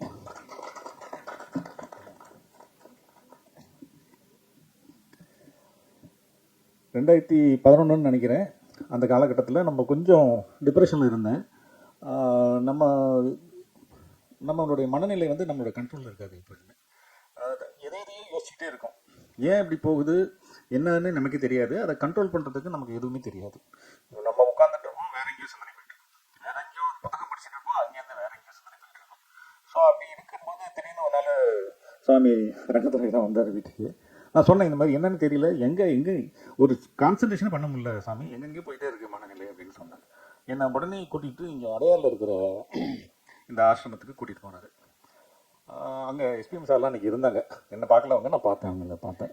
ரஜினி சார் அங்கே இருந்தாங்க. நான் போனேன் அன்றைக்கி. அப்புறம் அங்கே போயிட்டு என்னை அந்த ஒரு வாரம் கிளாஸில் அங்கே சேர்த்து விட்டார். ஒரு வாரம் கிளாஸில் நான் போய் சேர்ந்துட்டு அங்கே வந்து அந்த கிளாஸில் அட்டன் பண்ணி முடித்தேன். அங்கே எனக்கு ரொம்ப வந்து ஒரு அமைதியான ஒரு விஷயம் எனக்கு கிடச்சிது. அங்கேருந்து நான் மெடிடேஷனை ரொம்ப ஃபாலோ பண்ண ஆரம்பித்தேன். இன்னைய வரைக்கும் நான் மெடிடேஷன் பண்ணிகிட்ருக்கேன். இப்போ கொஞ்சம் கேப் இருந்தால் கூட அப்பப்போ நான் மெடிடேஷன் பண்ணிகிட்ருக்கேன். அங்கே போயிட்டு வந்ததுலேருந்து மனநிலையும் சரி, அந்த தாட் தப்பதம்னு எங்கெங்கேயோ பறந்து போயிட்டே இருக்கும். ஒரு இடத்துல நிற்பாட முடியாது. அந்த நேரத்தில் ரொம்ப இதாகிடுச்சுன்னா உட்காந்து ஒரு 10 நிமிஷம் 15 நிமிஷம் 10 நிமிஷம் உட்காரனா கூட இப்போ 15 நிமிஷம் வரைக்கும் ஈஸியாக போகுது மெடிடேஷன். அந்த மாதிரி உட்காந்து பண்ணும்போது கொஞ்சம் கண்ட்ரோல் ஆகுது. நமக்குள்ளே வந்து எவிலும் இருக்கும், நல்ல விஷயமும் இருக்கும். அந்த எவில வெளியே தூக்கி போட்டுட்டு நல்ல விஷயங்களை மாத்திரம். இந்த கோபம் அப்படிங்கிறது வந்து ரொம்பவும் நான்சென்ஸாக நம்மளை வந்து எங்கே வரும் எப்படி வரும் அப்படின்னு தெரியாது. பல பேர் நம்மளால ரொம்ப அன்பாக இருப்பாங்க, ஒரு சின்ன வார்த்தையில் முகத்துலேயும் முடிக்க மாட்டாங்க. ஐயோ என்னடா என்ன பேசணும் அப்படின்னு நமக்கு தெரியாது. போய் சாரி கேட்கவும் முடியாது, சாரி கேட்டால் இன்னும் கோபம் வரும் அவங்களுக்கு. ஸோ அதை எப்படி அவங்களை சரிப்படுத்துறதுனே தெரியாது. ரொம்ப அல்பத்தனமான ஒரு விஷயத்துக்காக ரொம்ப ரொம்ப கேவலமாக நம்ம வந்து கோவப்பட்டிருப்போம் அவங்கக்கிட்ட. ஸோ இந்த மாதிரி விஷயங்கள் நம்மளுடைய வளர்ச்சிங்கிறது இல்லை, நம்மளுடைய வந்து மரியாதையும் கெடுத்துரும் நமக்கு. சாதாரண விஷயம்னு நினைக்கக்கூடாது. இது ரொம்ப ரொம்ப அதனால நிறைய நான் பாதிக்கப்பட்டிருக்கேன். சின்ன சின்ன விஷயங்கள் நம்ம யாரையும் ஹர்ட் பண்ணக்கூடாது அப்படின்னு நினச்சிக்கிட்டு இருப்போம். அது வேற. நம்ம மனநிலையாக நம்ம வந்து சுயமாக அது நம்ம கண்ட்ரோல் பண்ணாதான் நம்மளால ஹர்ட் பண்ணாமல் இருக்க முடியும் வழியே. நம்ம நினச்சா மாத்திரம் பார்த்தாது, அதை எக்ஸிக்யூட் பண்ணுறதுக்கு ஒரு பவர் நமக்கு தேவைப்படுது. அதுதான் இந்த வாழ்க வளமுடனோட மிகப்பெரிய ஒரு ரகசியமாக நான் நினைக்கிறேன். அது வந்து எனக்கு வந்து பெரிய லெவலில் யூஸ்ஃபுல்லாக இருந்தது. அதுக்கப்புறம் 2011 அங்கே போயிட்டு வந்த பிறகு நான் 2012 வந்து மனங்குத்தி பிறகு ஸ்டார்ட் பண்ணேன். ஸோ அது எனக்கு ரொம்ப ஒரு வளர்ச்சிக்கு வந்து ரொம்ப ரொம்ப உதவிகரமாக இருந்தது. எனக்கு அது ஒரு அமைதியான ஒரு சூழலை உருவாக்குனுச்சு. ரொம்ப ஒரு மோசமான ஒரு சூழல்லையும் நம்ம அமைதியாக இருக்கலாம். ஸோ அதுக்கான ஒரு விஷயத்தை நமக்கு அது கற்றுக் கொடுத்துச்சு. அங்கே தான் வந்து சத்யா அவர்களையும் பார்த்தேன். ஒரு வாரம் அவரும் கிளாஸுக்கு வந்திருந்தேன். அங்கே 2 பேரும் ஒரே ரூமில் தங்கியிருந்து ஒரு வாரம் நம்ம கிளாஸ் பண்ணோம். அதுக்கப்புறம் சத்யாவும் படத்துக்கும் கூட சேர்ந்து 2 படங்கள் பண்ணியிருக்கிறாரு. ஸோ அங்கே போயிட்டு வந்தாலே வந்து மனசுக்கு வந்து ரொம்ப ஒரு அமைதியான ஒரு விஷயம் நமக்கு கிடைக்குது. எனக்கு கிடைச்ச விஷயங்கள் எல்லாருக்கும் போய் சேரணும்னு நினைக்கிறேன். இவங்க கிராமம் நம்ம இப்போ அங்கே போகிறது அப்படிங்கிறது வந்து ரொம்ப காஸ்ட்லி, நம்மளால தான் போக முடியும்னு இல்லை. பாருங்கள், ஸ்கூல் பசங்கள்லேருந்து இங்கே பக்கத்தில் ஏதாவது ஒரு கிராமங்களில் வந்து இங்கே வந்திருக்கவங்க யாராவது வந்து உதவி பண்ணணும்னு நினச்சிங்கன்னா கூட அந்த கிராமத்தில் இருக்க கிராம தலைவரோ இல்லை அங்கே இருக்கிற வந்து எம்எல்ஏவோ யாரோ ஒருத்தங்களை கொஞ்சம் பெரிய மனிதரை பிடிச்சி நீங்கள் வந்து கோஆர்டினேட் பண்ணிங்கன்னா இவங்க வந்து அங்கே வந்து ஒரு கிளாஸை வந்து அட்டன் பண்ணி எல்லாமே பண்ணி கொடுக்குறாங்க. நிறைய விஷயங்கள் அவங்க பண்ணுறாங்க. சராசரியாக ஒரு ஏழ்மையான குடும்பத்தில் கூட இது போய் சேரணுங்கன்னு இவங்க பண்ணுற வந்து இந்த விஷயங்கள் வந்து இருக்கிறவங்கெல்லாம் வந்து பார்த்திங்கன்னா பெரிய பெரிய மனிதர்கள், பெரிய பெரிய செல்வந்தர்களாக இருந்தால் கூட அவங்க இறங்கி வந்து அங்கே போனால் ரொம்ப சிம்பிளாக ராமராஜ் காட்டன் ஐயாலாம் வந்து சாதாரணமாக உட்காந்துருப்பாங்க. அங்கே அவங்கக்கிட்ட அவங்களுக்கு ஏதோ ஒரு சேவை மனப்பான்மை இருக்குது. ஸோ அதை பார்க்குறப்ப எனக்கு ரொம்ப சந்தோஷமாக இருந்துச்சு. ஒரு விஷயம் நமக்கு கிடச்சிருக்கு, அது எல்லாருக்கும் போய் சேரணுங்கிற விஷயத்தில் எல்லாரும் ஒன்றா கைகோர்த்து அதை பண்ணிகிட்டு இருக்கிறாங்க. இது ஒரு அற்புதமான ஒரு விஷயமா இருக்குது. இது எல்லாருக்கும் போய் சேரணும். அதற்காக ஒரு முன்னணிப்பாக மணி பண்ணியிருக்கிற இந்த படம் வந்து இது வந்து இன்னும் நிறைய பேர்ட்ட கொண்டுட்டு போய் சேர்க்குங்கிற நம்பிக்கை எனக்கு இருக்குது. இந்த விழாக்கு வந்திருக்க அத்தனை பேருக்கும் என் நன்றியை தெரிவிக்கிறேன். நன்றி, வணக்கம்.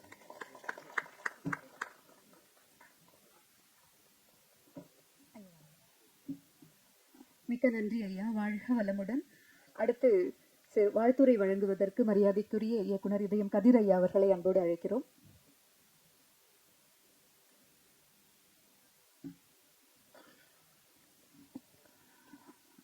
அனைவருக்கும் வணக்கம். முதல்ல என்னோட குருநாதர் இங்கே இருக்காரு, பாகிரேஷ் சார். ஆக்சுவலாக குரு வாழ்க்கை குருவே துணை அப்படின்னு இந்த மண்டபத்துக்கு வந்ததுலேருந்து எதை ஆரம்பித்தாலும் அப்படி தான் நம்ம ஆரம்பிக்கிறோம். அப்படி பார்க்கும்போது என்னோடய வாழ்க்கையில் நான் முக்கியமாக நன்றி கடன் பட்டது திரு பாகிரேஷ் சார் அவர்களுக்கு. ஏன்னா நான் வந்து காலேஜ் படிக்கும்போது வீட்டில் ரொம்ப கஷ்டமான சூழ்நிலை. அதனால் நான் ஒரு பத்திரிகை ஆஃபீஸில் வேலை செஞ்சு தான் என்னோடய காலேஜ் ஃபீஸ்லாம் கட்டிகிட்டு இருந்தேன். அந்த பத்திரிகை ஆஃபீஸில் எனக்கு என்னோட குரு, அவர் ஒரு ஓவியர். அவருக்கு வந்து நிறைய படம் வர தெரியாது. அந்த பேஜஸ்லாம் கம்போஸ் பண்ணுற வேலை எனக்கு கொடுத்துருப்பாங்க. ஒரு டிராயிங் எல்லாம் நான் பண்ணி கொடுப்பேன். அப்போ அந்த குரு வந்து ஒரு திரைப்படத்துக்கு டிசைனராக வேலை செஞ்சார். அந்த படத்துக்கு பேர் தேவைகள்னு ஒரு படம். அந்த படத்தினுடைய உதவி இயக்குனர் சதீஷ்னு ஒரு உதவி இயக்குனர் என்னோட டிராயிங்ஸ் எல்லாம் பார்த்துட்டு என்னை ரொம்ப அழகாக வரைகிற, எனக்கு வந்து பாகிரேஷ் சார் தெரியும் அப்பா அப்படின்னு எனக்கு ஒரு பயங்கர கனவு, அப்பா பாகிரேஷ் சார் பார்த்துடலாம் அப்படின்ட்டு. அவர் என்ன ஒரு நாள் என்ன சொன்னார், நீ கண்டிப்பாக நீ அவரோட படத்துக்கு ஒரு சின்ன டிசைன் மாதிரி பண்ணிக்க, நான் கூப்பிட்டு போகிறேன் அப்படின்னு சொன்னார். உடனே நான் அப்போ வந்து பாகிரேஷ் சார் வந்து ஒருகை ஓசைன்ற படம் எடுத்துகிட்டு இருந்தாங்க. அந்த ஒருகை ஓசைக்கு எப்படி ஒரு டிசைன் பண்ணலான்ட்டு ஒரு சின்ன ஒரு ஃபுல் தினத்தந்தி ஃபுல் சைஸில் ஒரு டிசைன் பண்ணிவிட்டு அதெல்லாம் எடுத்துக்கிட்டு பாகிரேஷ் சாரையும் ஒரு வரைஞ்சி எடுத்துக்கிட்டு நான் சதீஷ்ட காமிச்சேன். அவர் வந்து நேராக ஒரு நாள் கூப்பிட்டு போனார். கூட்டாங்கன்னா வாகினி ஸ்டுடியோவில் தான் நான் முதல் முறையாக சாரை பார்த்தேன் ஒரு ரெக்கார்டிங்கில். அவர் என்னோடய டிராயிங்ஸ் எல்லாம் பார்த்துட்டு, யார் இந்த பையனா ரொம்ப பொடியனாக இருக்கானே அப்படின்னு சொல்லிட்டு அதை ரசிச்சுட்டு என்ன பண்ணார், எப்பா நீ கொஞ்சம் முன்னாடியே கூப்பிட்டு வந்துருந்தா இந்த படத்துக்கே நம்ம போட்டுருந்துக்கலாம், நான் ஆல்ரெடி டிசைனர்லாம் ஃபிக்ஸ் பண்ணியாச்சு, அதனால் நீ வீட்டில் வந்து என்னை பாரு அப்படின்னு சொல்லி என்னை நினச்சிட்டார்.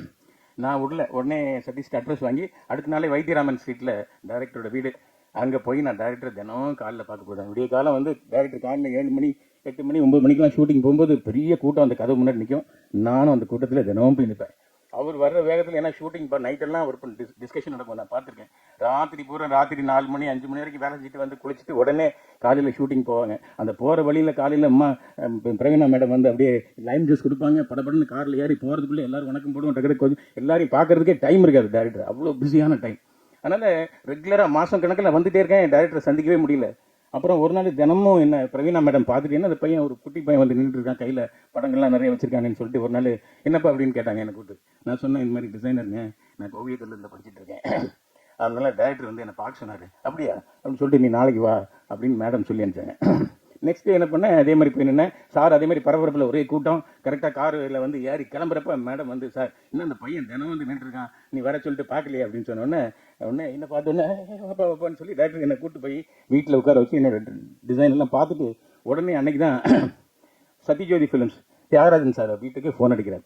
நாச்சியப்பன் சார் தான் அந்த படத்தோட ப்ரொடியூசர். இதில் என்னென்னா ரொம்ப முக்கியமான ஒரு மறைவு, என்னோட எதிர்காலமே அதில் மறைஞ்சிருந்தது. அதுக்குள்ள எனக்கே தெரியாது. நான் அப்போ ஒரு டிசைனர், நான் ஒரு அசிஸ்டன்ட் டைரக்டராக போகிறேன், நான் வந்து டைரக்டராக போகிறேன்னு எனக்கு தெரியாது. அதுக்கு என்னமே எனக்கு இல்லை.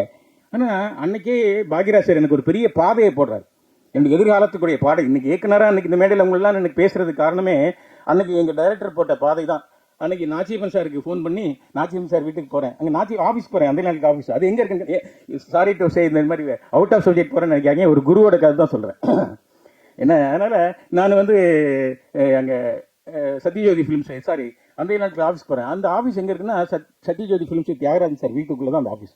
அதனால் நாச்சியப்பன் சாரை சந்திக்கிறப்ப தியாகராஜன் சார் அடிக்கடி அப்போவே நான் சந்திக்க ஆரம்பிச்சிட்டேன். அவரை பார்த்த உடனே அவர் என்ன பண்ணார், அவருடைய கிழக்கு வாசல் படத்துக்கு என் டேரக்டர் இங்கே இருக்கார், உதயகுமார் சார் இருக்காரு, அவரோட படங்கள் டார்லிங் பாகிரேஷ் சார் படம் எல்லாத்துக்கும் நான் தொடர்ந்து நிறைய படங்கள் டிசைன் பண்ணேன். அதுக்கப்புறம் அது மட்டும் இல்லாமல் ஷூட்டிங் வரப்போ நான் வந்து டிசைன் மட்டும் பண்ண மாட்டேன், அங்கே போய் கணேச பாண்டியன் சாரை கொண்டு பைக்கில் கொண்டு ட்ராப் பண்ணுவேன்.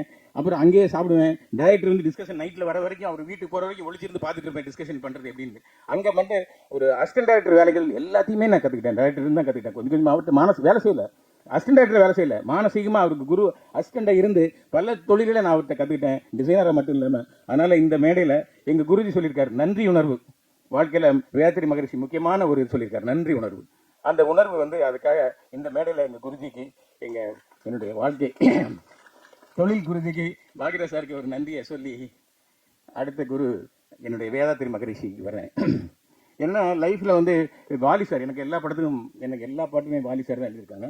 எல்லா பாட்டும் என் கூட வந்து எழுதியிருக்காரு.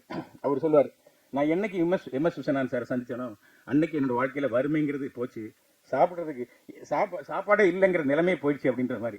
அது மாதிரி நான் வேதாத்திரி மகரிஷியை என்னைக்கு கைப்பிடிச்சேனோ அன்னைக்கு என் வாழ்க்கையோட துன்பம் போயிடுச்சு. ஏன்னா நிறைய படங்கள் பண்ணேன், நிறைய காசு இருந்து பேர் புகழ்லாம் இருந்து திடீர்னு ஒரு நாள் படம்லாம் தயாரித்து நிறைய தமிழ்நாடு பூரா ரிலீஸ் பண்ணேன். ரொம்ப லாஸில் போயிட்டேன். பயங்கர டென்ஷன், ப்ராப்ளம், குடி, பல்வேறு பிரச்சனை, நோய் எல்லாம் வந்துருச்சு. ஒரு வாழ்க்கையில் ஒரு புயல் வந்துச்சு. அந்த மாதிரி டைமில் தான் நான் ஒரு நண்பரை சந்தித்தேன். அது நம்ம ராஜேஷ் சார் வீட்டுக்கு ஒரு நாள் போய் எனக்கு பார்க்க போயிருந்தார், நடிகர் ராஜேஷ். ஏன்னா அவரும் எனக்கு அதே மாதிரி பாக்யராஜ் சார் மூலமாக தான் பழக்கம், அதே அந்த நாட்டில். அப்போ நட்பு எப்படின்னா இப்போ எப்படி வருது பாருங்க, அங்கேருந்து இந்த குருஜிட்ட வர பாருங்க. இந்த குருஜி ராஜேஷ் சார் பாக்யராஜ் சார் மூலமாக தான் அவர் பழக்கம். அவர் வீட்டுக்கு ஃபோன் அடிச்சு போகிறப்ப வாப்பா கதிர்னு கூப்பிட்டாரு. அங்கே போனால் அங்கே தேவகோட்டையிலேருந்து மிஸ்டர் ராதாகிருஷ்ணன் ஒருத்தர் வந்திருக்காரு. அவர் தமிழாசிரியர். அவர் குருஜியோட அவரும் அங்கே ஒரு டீச்சர் அந்த ஊரில். அதனால் அவர் சந்திச்ச உடனே எங்கூட பழகினோடனே கதிர்னா ஐயா இதயம் காதல் தேசம் படமா, ஐயா எனக்கு ரொம்ப பிடிச்ச படம் அப்படின்ட்டு அங்கேயே எங்கூட ரொம்ப ஃப்ரெண்ட் ஆகிட்டார். ஃப்ரெண்ட் ஆகி எங்கிட்ட பேச ஆரம்பிப்பார். சென்னைக்கு வரும்போது எங்கள் வீட்டுக்கு வருவார். வந்தப்போ ஒரு நாள் சொன்னார், நீங்கள் கண்டிப்பாக மெடிடேஷன்லாம் பண்ணுறீங்களா? மெடிடேஷன் பண்ணுறேன், பட் அப்படி சொன்னார், நீங்கள் நீங்கள் வேதாத்திரி மகரிஷி பற்றி தெரிஞ்சுக்கணும் அப்படின்னு சொன்ன உடனே அன்றைக்கே நான் வரேன்னு சொன்னேன். உடனே கூட்டு போய் பக்கத்தில் ஒரு சென்டரில், அண்ணா நகரில் போய் அந்த சென்டரில் இன்ட்ரடியூஸ் பண்ணார். அதுக்கப்புறம் பக்கத்தில் எனக்கு பன்னீர் நகர் அப்படின்னு ஒரு சென்டர், அந்த சென்டருக்கு நான் போனேன். போய் நான் அடிப்படை கிளாஸ் நான் பண்ணேன். அதுக்கப்புறம் ஐ 1, 2, 3 முடித்தேன். அதை முடிச்சிட்ட அப்புறம் எனக்கு பிரம்மஞானம் போகிறதுக்கான வாய்ப்பு வந்தது. இது நான் 1 வருஷம் முன்னாடி முடிச்சிட்டேன்.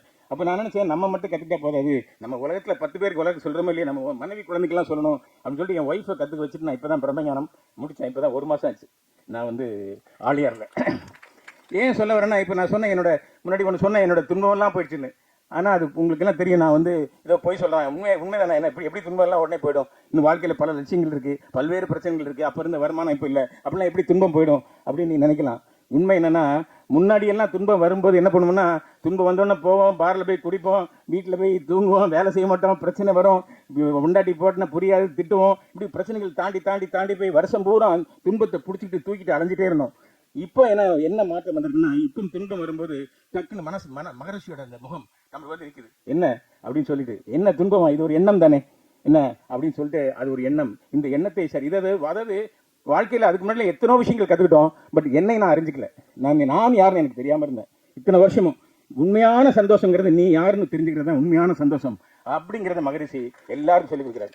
வேற சந்தோஷம் உலகத்தில் மிகச்சிற பெரிய சந்தோஷம் எதுவுமே கிடையாது. நீ உன்னை அறியாத வரைக்கும் உண்மையான சந்தோஷத்தை உன்னால் உணரவே முடியாதுங்கிற அந்த எண்ணத்தை நமக்கு சொல்லிக் கொடுத்து, இந்த எண்ணம் தான் ஒரு மனிதனுடைய வாழ்க்கையை சீரமைக்கும். அந்த எண்ணத்தை ஒரு பெரிய எஜுகேஷன் சிஸ்டமா, அதுதான் மனவள கலை, மனசை எப்படி வளமாக வச்சுக்கிற அந்த கலைக்கு ஒரு மிகப்பெரிய ஒரு ஆழியாரில் ஒரு எஜுகேஷன் இது அமைச்சு அதை பிரமாதம் அந்த உலகத்தையே அமைதிப்படுத்த வேண்டும் அப்படிங்கிற ஒரு நோக்கத்தில் மகரிஷி பண்ணியிருக்கிற இந்த சமுதாய சேவை சங்கத்திற்கு இந்த இதற்கு அற்புதமான ஒரு படத்தை மிஸ்டர் சுப்பிரமணிய பாரதி பண்ணியிருக்காங்க. ரொம்ப எளிமையாக அழகாக. அதுவும் பாருங்கள், எங்கள் குருவே நடிச்சிருக்காரு பாருங்க. அங்கே வெறும் குருங்கிறது எப்படி வேணா, குரு இல்லாமல் வாழ்க்கையே இல்லை. குரு தான் வாழ்க்கை. ஒரு குரு மட்டும் நமக்கு சரியாக அமைஞ்சிச்சுன்னா அந்த வாழ்க்கை வீணாவே போகாது. அதனால மகரிஷியை என்னைக்கு ஒரு சின்ன கிளிம்ஸ் மாதிரி கட்டி பிடிச்சிக்கணும், விடவே கூடாது. ஏன்னா இந்த மாதிரி ஒரு மகரிஷி கிடைக்கிறது வாழ்க்கையில் ரொம்ப கஷ்டம். ஏன்னா எத்தனையோ மகரிஷிகள் வந்திருக்காங்க, எல்லாரும் உன்னை தான் தன்னை அறியணும் தான் சொல்றாங்க. ரமண மகரிஷி சொல்றாரு, எல்லா மகரிஷியும் சொல்றாங்க. ஆனா இவர் மட்டும்தான் அவர் குழந்தைக்கு எப்படி புரியுமா அந்த மாதிரி சுக்கு நூறா எப்படி துன்பம் வரும் வாழ்க்கை எப்படிங்கிறது எண்ணம் ஆராய்தல்னு ஒரு கோர்ஸ் இருக்கு. கண்டிப்பா எல்லாரும் கத்துக்கணும். அதுல போயிட்டோன்னா நமக்கு தெரிஞ்சிடும். எந்த துன்பம் வந்தாலும் தூக்கி போட்டு போயிட்டே இருக்கலாம். நம்ம அவ்வளவு அற்புதமா அதை தெளிவுபடுத்திருக்காங்க. அந்த படத்தை ரொம்ப அழகாக ஆவணப்படுத்தியிருக்காரு மிஸ்டர் சுப்பிரமணிய பாரதி. இந்த படத்தில் நடித்த அனைவருக்கும் தொழில்நுட்ப கலைஞர் அனைவருக்கும் என்னுடைய மனமார்ந்த வாழ்த்துக்கள். குரு அவர்களால் மிகப்பெரிய வெற்றி அடையணும். வாழி வளமுடன், வாழி வளமுடன், வாழி வளமுடன். மிக்க நன்றி ஐயா. என்னை யான் அறிய வேண்ட இறையே என் குருவாய் வந்தாய் என்று குருவின் பெருமையை மிக சிறப்பாக கூறிய தங்கள் அனுபவத்தையும் பகிர்ந்து கொண்டமைக்கு நன்றி ஐயா. தொடர்ந்து நடிகரும் மிக சிறப்பான இயக்குனருமான சமுத்திரகனி ஐயா அவர்களுக்கு நமது CEO ஐயா அவர்கள் சிறப்பு செய்கிறார்கள்.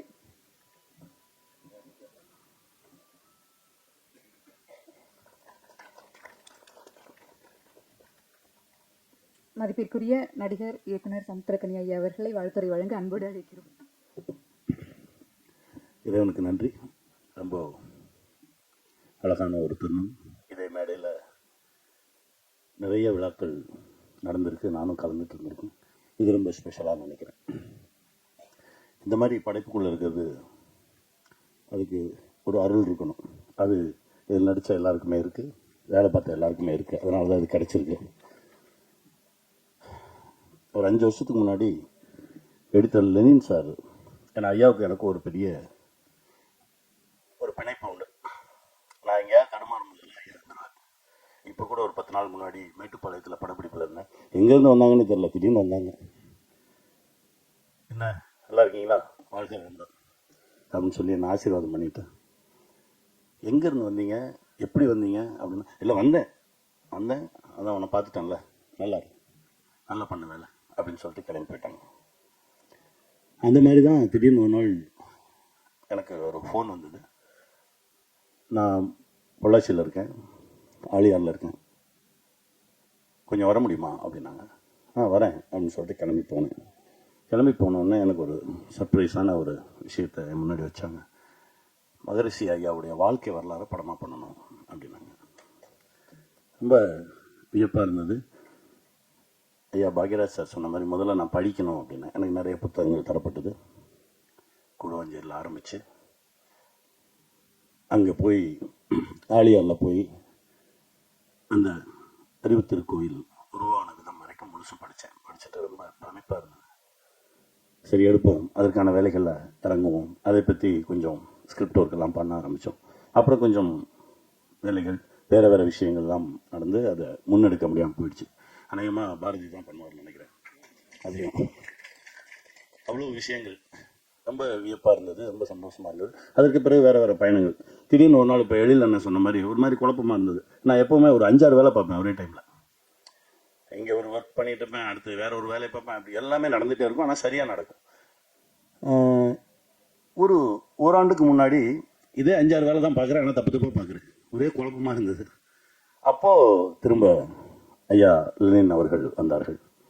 என்ன அப்படின்னாங்க. இல்லை ஒரே குழப்பமாக இருக்குது, நான் இப்படியெல்லாம் குழம்ப மாட்டேன், நான் ரொம்ப ஃபாஸ்ட்டாக இருப்பேன், ஒரு நாளைக்கு ஒரு 18 மணி நேரம் வேலை பார்ப்பேன், ஆனால் அசரவே மாட்டேன். ஆனால் என்னன்னு தெரியல, இப்போ நிறையா குழப்பங்களாக இருக்குது அப்படின்னா. சரி ஒன்றும் இல்லை வா அப்படின்னு சொல்லி தான் எனக்கு எங்கள் அண்ணா ராஜசேகர் அண்ணாவை அறிமுகப்படுத்தினார். ஐயா பாலாயாவை, அம்மா ஜெயந்தி அம்மா, சகோதரி விஜி, இவங்க எல்லாத்தையும் அறிமுகப்படுத்தி எனக்கு ஒரு 7 நாள் கிளாஸ் நான் மனவளக்கலை கற்றுக்கிட்டேன். ரொம்ப ரொம்ப மகிழ்ச்சியாக இருந்தது. என் கூட 7 நாள் அவரும் இருந்தார், லெனின் சார் இருந்தார். இப்படி பண்ண இது பண்ண சொல்லி எனக்கு ஒரு சின்ன குழந்தைக்கு சொல்லிக் கொடுக்குற மாதிரி எல்லாம் சொல்லி கொடுத்து அந்த பிரச்சனையை வந்து கொஞ்சம் வெளியில் வந்து அடுத்தடுத்த தளங்களுக்கு பறக்க ஆரம்பித்தோம். இப்போது ஒரு 3 நாள் முன்னாடி தான் அந்த இன்விடேஷன் வந்தது. நான் எங்கேயோ இருந்தேன், ஆனால் என்னமோ தெரில, வரணும்னு நினச்சேன், வந்துட்டேன், அவ்வளோதான். அது நடந்துருக்கு. ஏன் சொல்கிறேன் அப்படின்னா, இதை கொண்டு போய் சேர்க்கணுன்றாங்க. நம்ம கொண்டு போய் எல்லாம் சேர்க்க வேண்டாம், தானே நடக்கும். அது எல்லாத்தையும் இழுத்துக்கும். அதற்கு தகுதியானவர்கள் தானாக வந்து சேர்ந்துருவாங்க. அது அப்படி தான் நடக்கும். அவ்வளோ பெரிய சக்தி அது. அதை நம்மளாலாம் தூக்கிட்டுலாம் போய் சேர்த்துட முடியாது. அதுவாக நடக்கும். தனக்கு யார் தேவையோ அதுவாக இழுத்துக்கும். அது ஒரு மிகப்பெரிய காந்தம். அப்படி தான் நான் பார்க்குறேன். நாளைக்கு நல்லா இருக்கணும், அடுத்த தலைமுறை நல்லா இருக்கணும் அப்படின்னு நினச்சி ஒரு விஷயம் பண்ணியிருக்கோம். இது கண்டிப்பாக இந்த சமுதாயத்திற்கும் அடுத்த தலைமுறைக்குமான ஒரு மிகப்பெரிய ஒரு அருட்கொடையாக இருக்கும் நான் நம்புகிறேன். வெல்வோம். ஏன்னா என் குருநாதர் அடிக்கடி சொல்லுவார், நீ நல்லதே செய்ய வேணாம், நல்லது செய்யணும்னு நினை போதும் அப்படிம்பார். அதுவே நம்மளை ரொம்ப சரியாக்கும்னு சொல்லுவார். அந்த மாதிரி ஒரு பெரிய தளத்தில் தான் இப்போ நம்ம நிற்கிறோம். இவ்வளவு நல்ல பேர் நல்லவங்கெல்லாம் சேர்ந்துருக்கோம். இது கண்டிப்பாக ஒரு மிகப்பெரிய இடத்தை நோக்கி பயணிக்கும். இன்னும் பல லட்சம் இல்லை கோடிக்கணக்கான பேர், தமிழர்கள் மட்டும் இல்லை, இந்த உலகம் முழுவதும். ஏன்னா இப்போ பல பேருக்கு நிறைய குழப்பம். ஃப்ளைட்டு டேக் ஆஃப் ஆகிறதுக்கு முன்னாடியே போய் குத்துது, நடந்து போகிற மாடு எதில் வரணும் முட்டுது, நாய் வெட்டி கடிக்குது. ஆமாம், கடல் வந்துட்டு இருக்கு. ஒரு 4 மாதத்துக்கு முன்னாடி பார்த்த பீச் ரிசார்ட் இப்போ இல்லை, என்னென்ன உள்ளே போயிருச்சுன்றாங்க. இன்னொரு 20 ஆண்டுகள் 25 ஆண்டுகள் கழித்து சென்னையில் பாதி இருக்காதுன்றாங்க. மனிதனே வந்து நிறைய காசு வச்சுருக்காங்க, ஆனால் அவனுக்கு படுத்த தூக்கம் வர மாட்டேங்குது. பரிதாபமாக இருக்காங்க. காசு பணம் இது யாரையுமே காப்பாற்றாது. இந்த மாதிரி ஒரு சக்தி தான் காப்பாற்றும். இறுக்கி பிடிச்சிக்கோங்க, வெல்வோம்.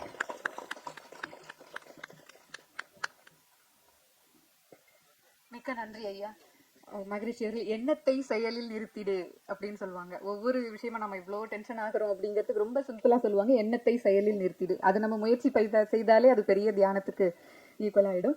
அடுத்து நம்ம நிகழ்ச்சியில் மதிப்பிற்குரிய SP முத்துராமன் ஐயா அவர்களுக்கு உலக சமுதாய சேவா சங்கத்தின் விரிவாக்க தலை இயக்குனர் மற்றும் முதுநிலை பேராசிரியர் உழவன் தங்கவேலு ஐயா அவர்களை சிறப்பு செய்ய அன்போடு அழைக்கிறோம். வாழ்க வளமுடன் ஐயா.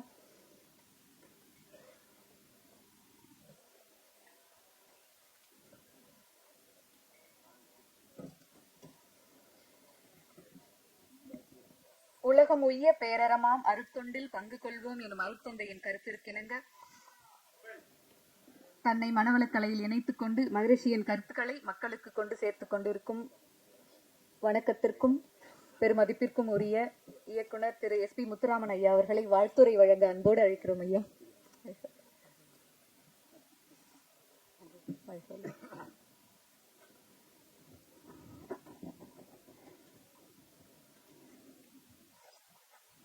குரு வேதாத்திரி மகரிஷி அவர்களை இணைத்துக் கொண்டு என்னுடைய உரையை தொடங்குகிறேன்.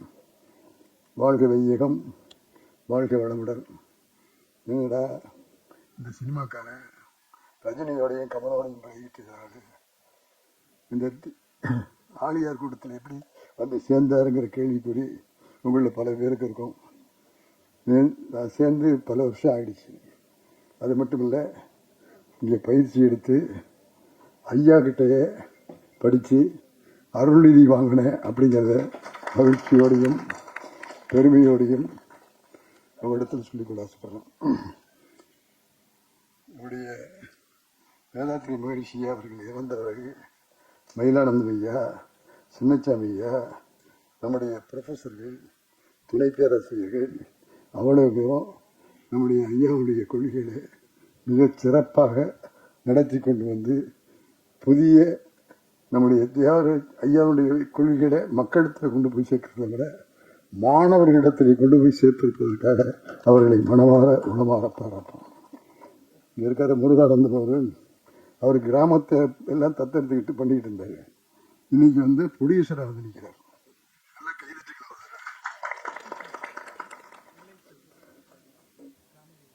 நான் அங்கே ஆலியாரில் ஐயாவோடு இருக்கிற போது ஒரு நாள் பேசிக்கிட்டு இருக்கும்போது வேதாத்திரி மகரிஷி ஐயா சொன்னாங்க, நான் அணுவிஷம்னு ஒரு நாடகம் எழுதியிருக்கேன் 30 வருஷத்துக்கு முன்னால்.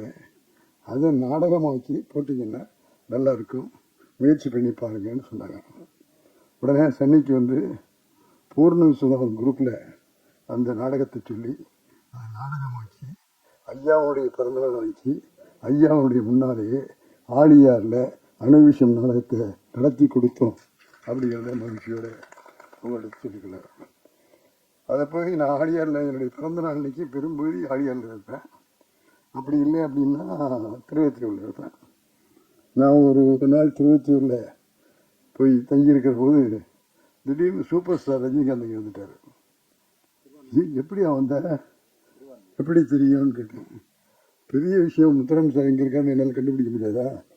நீங்கள் இங்கே இருக்கேன்னு தெரிஞ்சுக்கிட்டு வந்துட்டேன். ஆனால் ஒரு விஷயத்த சொல்கிறேன், இங்கே ஒரு அலை வீசுது.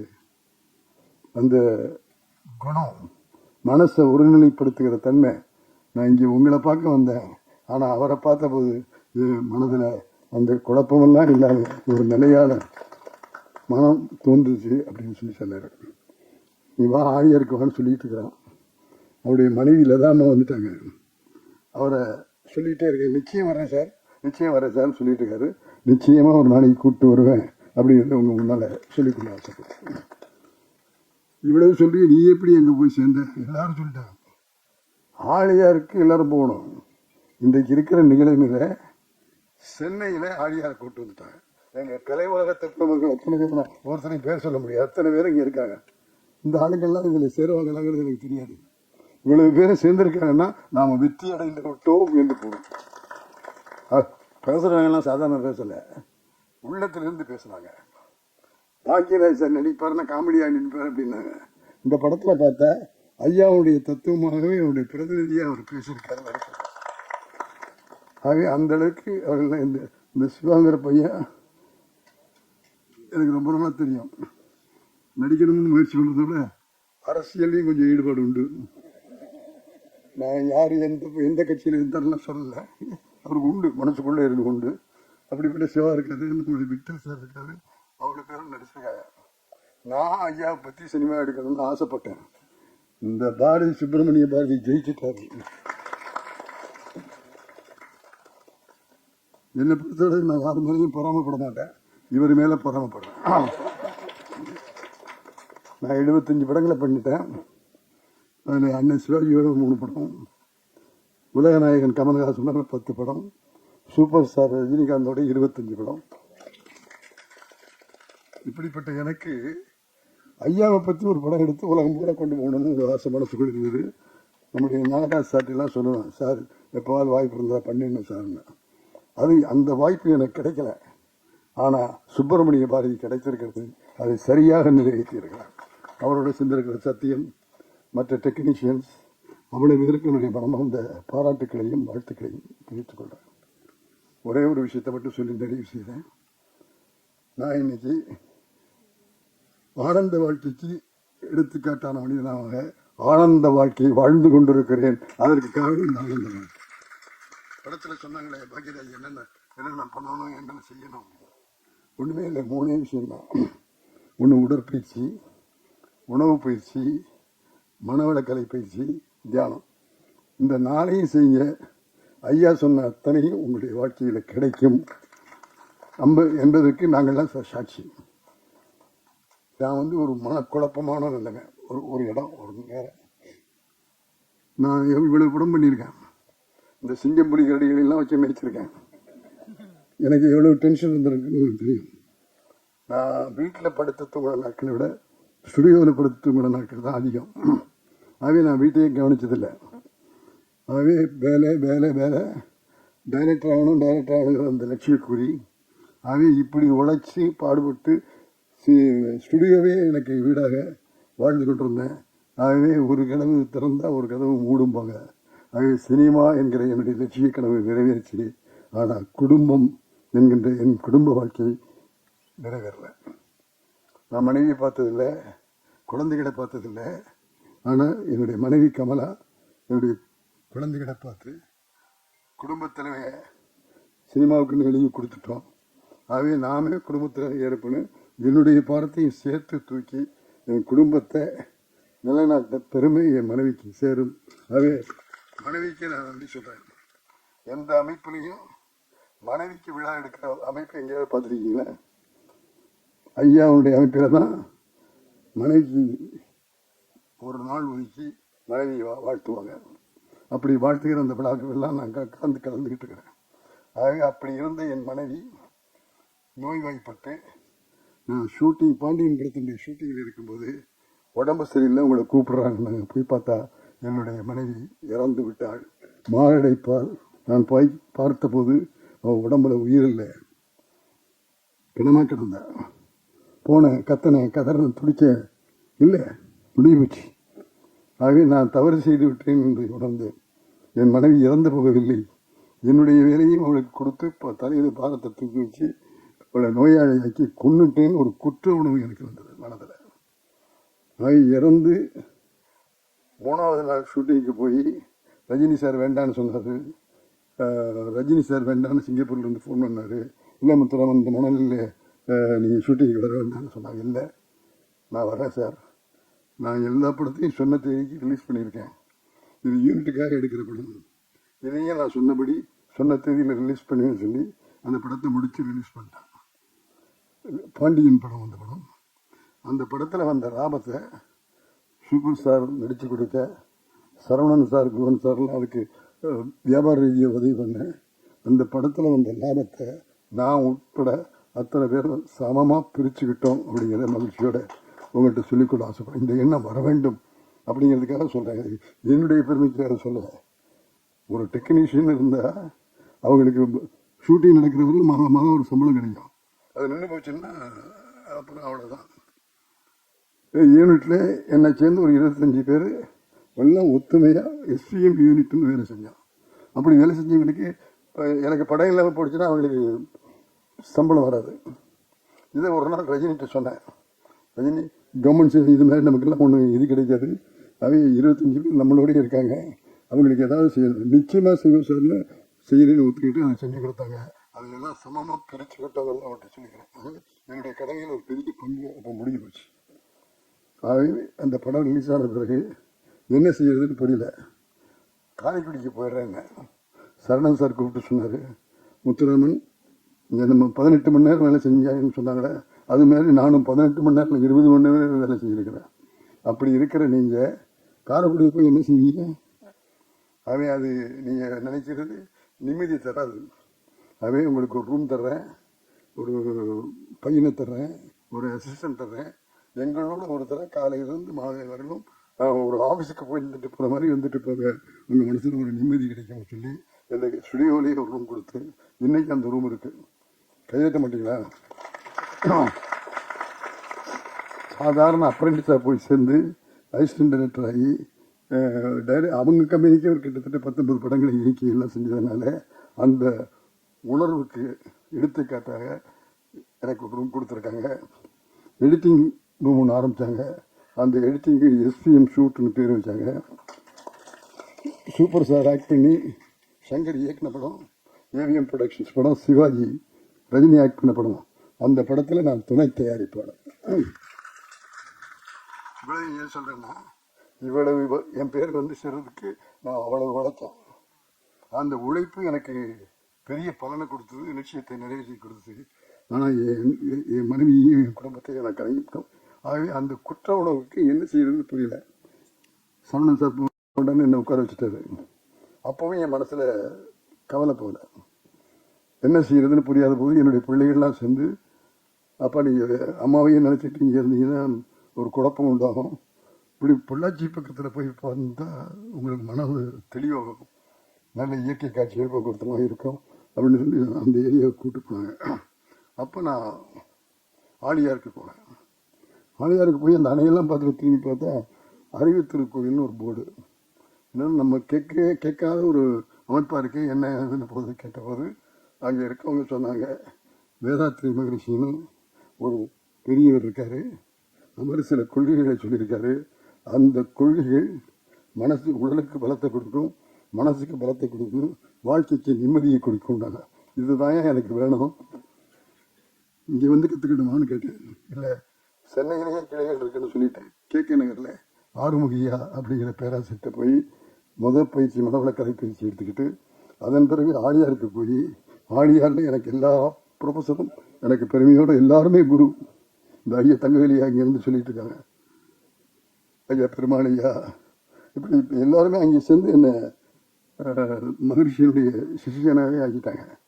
ஆகவே மகரிஷியோடைய பழகிற பழக்கம் வந்தேன். அதை விட எனக்கு கிடைச்ச பெரிய பாக்கியம், மகரிஷி அவரிடத்திலேயே மனவளக்கலை பயிற்சியை பெற்றேன், பாடம் படித்தேன், அவர் எனக்கு குரு என்பதை உங்களிடத்தில் சொல்லி.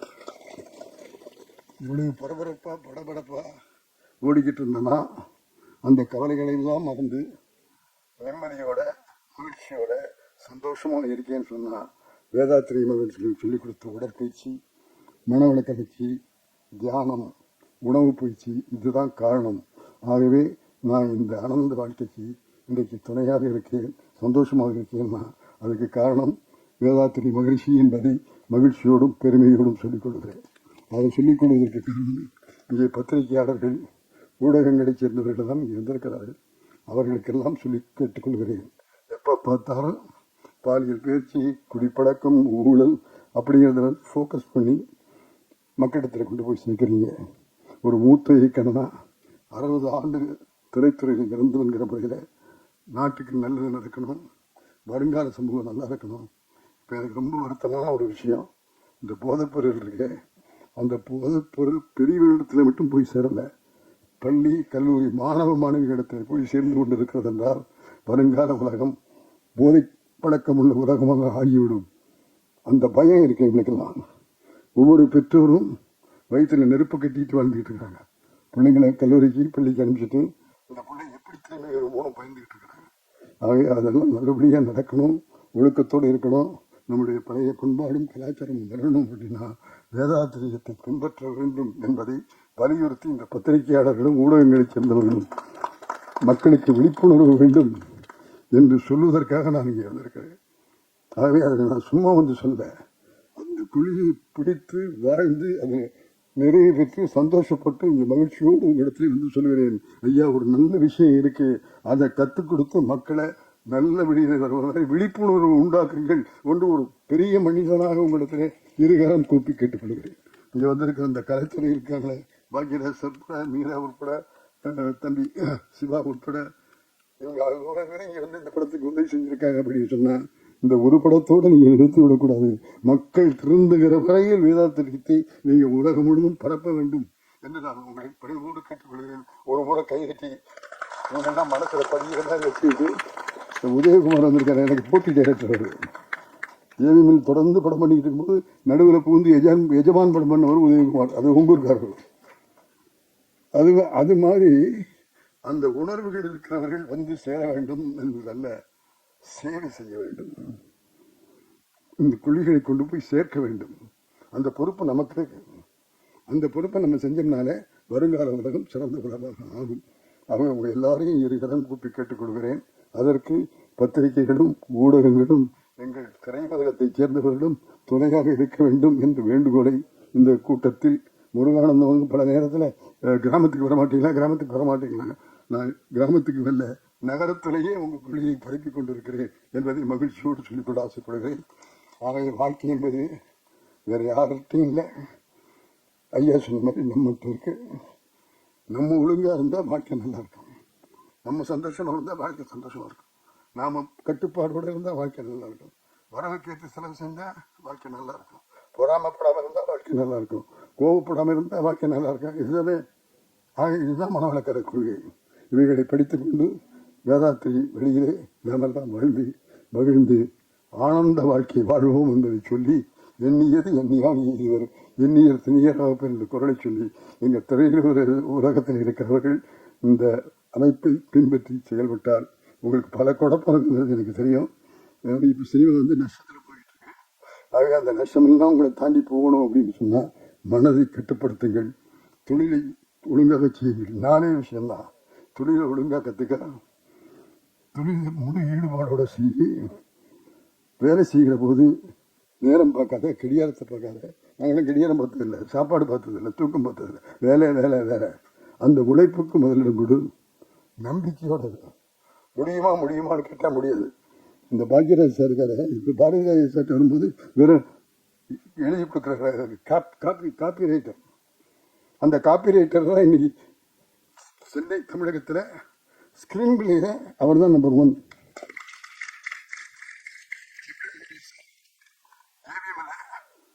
ஒரு படம் பண்ணாரு முருங்கங்கா, முந்தானி முடிச்சு. எங்கள் ஸ்டுடியோவில் வந்து சப்ஜெக்டை கேட்காம பூஜை பண்ண மாட்டாங்க. சரவணன் சார் கதையை சொல்லுங்க, நான் சொல்கிற நேரம் போது சொல்கிறேன்னு சொல்லிட்டு கதை சொல்லாமல் டமாச்சிட்டு இருந்தார். கதை சொன்னா தான் நான் பூஜை போடுவேன்னு சொன்னதுக்கு பிறகு கதை சொல்கிறேன் சார், ஆனால் ஸ்டுடியோவில் வச்சு உங்கள் ரூமில் வச்சு சொல்ல மாட்டேன், ரூமில் ஹோட்டலில் ரூம் போடுங்க, அங்கே வந்துடுங்க, நான் அங்கே கதை சொல்கிறேன்னு சொல்லிட்டு நம்முடைய பாக்யராஜ் அவர்கள் எங்கள் ப்ரொடியூசர்ஸ் எல்லாம் கூட்டிகிட்டு ஹோட்டலுக்கு போய் கதை சொன்னார். எல்லாரும் ஸ்கிரிப்டை வச்சுக்கிட்டு படிச்சுக்கிட்டு பார்த்து சொல்லுவாங்க. இந்த மனுஷங்க ஒரு ஸ்கிரிப்டும் கிடையாது, ஒரு பேப்பரும் கிடையாது, ஒன்றுமே இல்லை சார். 3 மணி கதையை பிக்சரைசேஷன் பண்ணுற மாதிரி படத்தொகுப்போடு சொன்ன கதையாசிரியர், திரைக்கதை ஆசிரியர் பாக்யராஜ். சரவணன் சார் அவங்கெல்லாம் எத்தனையோ கதை கேட்டிருப்பாங்க, எல்லாம் பண்ணியிருப்பாங்க. இவருடைய கதையை கேட்ட பிறகு இப்படியாக ஒரு ஆள் திரைக்கதையோடு சொன்னது நீங்கள் ஒருத்தர் தான் அப்படின்னு பாராட்டின பெருமை அந்த ஏவிஎம் ஸ்டுடியோவுக்கு உண்டு. அதில் எனக்கும் பங்குண்டு. அவர் தான் பாக்யராஜ் என்பதை உங்களுக்கு சிரிச்சுக்கிட்டு இருக்கு. ஆகவே அவரையும் நான் இந்த நேரத்தில் பார்த்தேன். அவர் வந்து வேதாத்திரியில் வந்து சேர்ந்திருக்கிறதுனா எங்களுக்கு கிடைத்திருக்கிற மிகப்பெரிய வெற்றி. அது இங்கே இருக்கிறவங்க அத்தனை பேரையும் நாங்கள் வேதாத்திரியத்துக்கு வாங்கன்னு கூப்பிடுறதுக்கு எனக்கு உரிமை உண்டு. 20 வருஷமாக அவங்களோட வாழ்ந்துகிட்டு இருக்கிறேன். அதில் பலன் பெற்ற மனிதனாக உங்கள் இடத்துல சொல்லிக் கொள்கிறேன். தயவு செய்து நீங்கள் எல்லாம் வேதாத்திரியத்துக்கு வந்தால் இந்த மனக்குழப்பம் இல்லாமல் மன அமைதியோடு மகிழ்ச்சியோடு வாழ முடியும். நீங்கள் மட்டும் இல்லை, உங்களோடு சேர்ந்து நம்ம கலைக்கூட்டத்தையே கூட்டிக் கொண்டு வர வேண்டும் என்று உங்களை எல்லாம் கேட்டுக்கொள்ள ஆசைப்படுகிறேன். ஆகவே நீங்கள் எல்லாம் கூட்டிகிட்டு வந்தீங்கன்னா இந்த உலகம் என்ன அது மூணு பயந்துகிட்டு இருக்கிற அந்த சூழல் போய் உலகம் ஒரு அமைதியான உலகமாக ஆகும், நம்மாலை ஆக்க முடியும் என்ற உறுதியை எடுத்துக்கொள்ள வேண்டும் என்று சொல்லுது. எண்ணியது எண்ணியாங்க எழுதுவது எண்ணியர் திணியர் என்ற குரலை சொல்லி அனுபவத்தோடு அந்த மகிழ்ச்சியோடு உங்களிடத்தில் பகிர்ந்து கொள்கிறேன். வெறுமனைக்கு சொல்லலை, ஆனந்த வாழ்க்கை வாழ்வதற்கு இந்த ஆனந்த வாழ்க்கை துணையாக இருக்கும். அதற்கு பாடுபட்ட தம்பி சுப்பிரமணிய பாரதி பேரே அவன் பாரதின்னு வச்சிருக்கான். அந்த பாரதியினுடைய அந்த வீரமும் தைரியம் அந்த பிள்ளைங்க அதே மாதிரி அது கூட இருக்கிற சத்யா மியூசிக் டைரக்டர்ஸு மற்ற டெக்னீஷியன்ஸு அவ்வளோ பேருக்கு என்னுடைய மனமார்ந்த பாராட்டுகளை சொல்லி நான் இயக்க வேண்டும் என்று எண்ணியிருந்த ஒரு படத்தை அவர்கள் இயக்கி இருக்கிறார்கள். அந்த இளைஞர்களை மனமாற குணமாற வாழ்க வாழ்க வாழ்க என்று வாழ்த்தி விடைபெறுகிறேன்.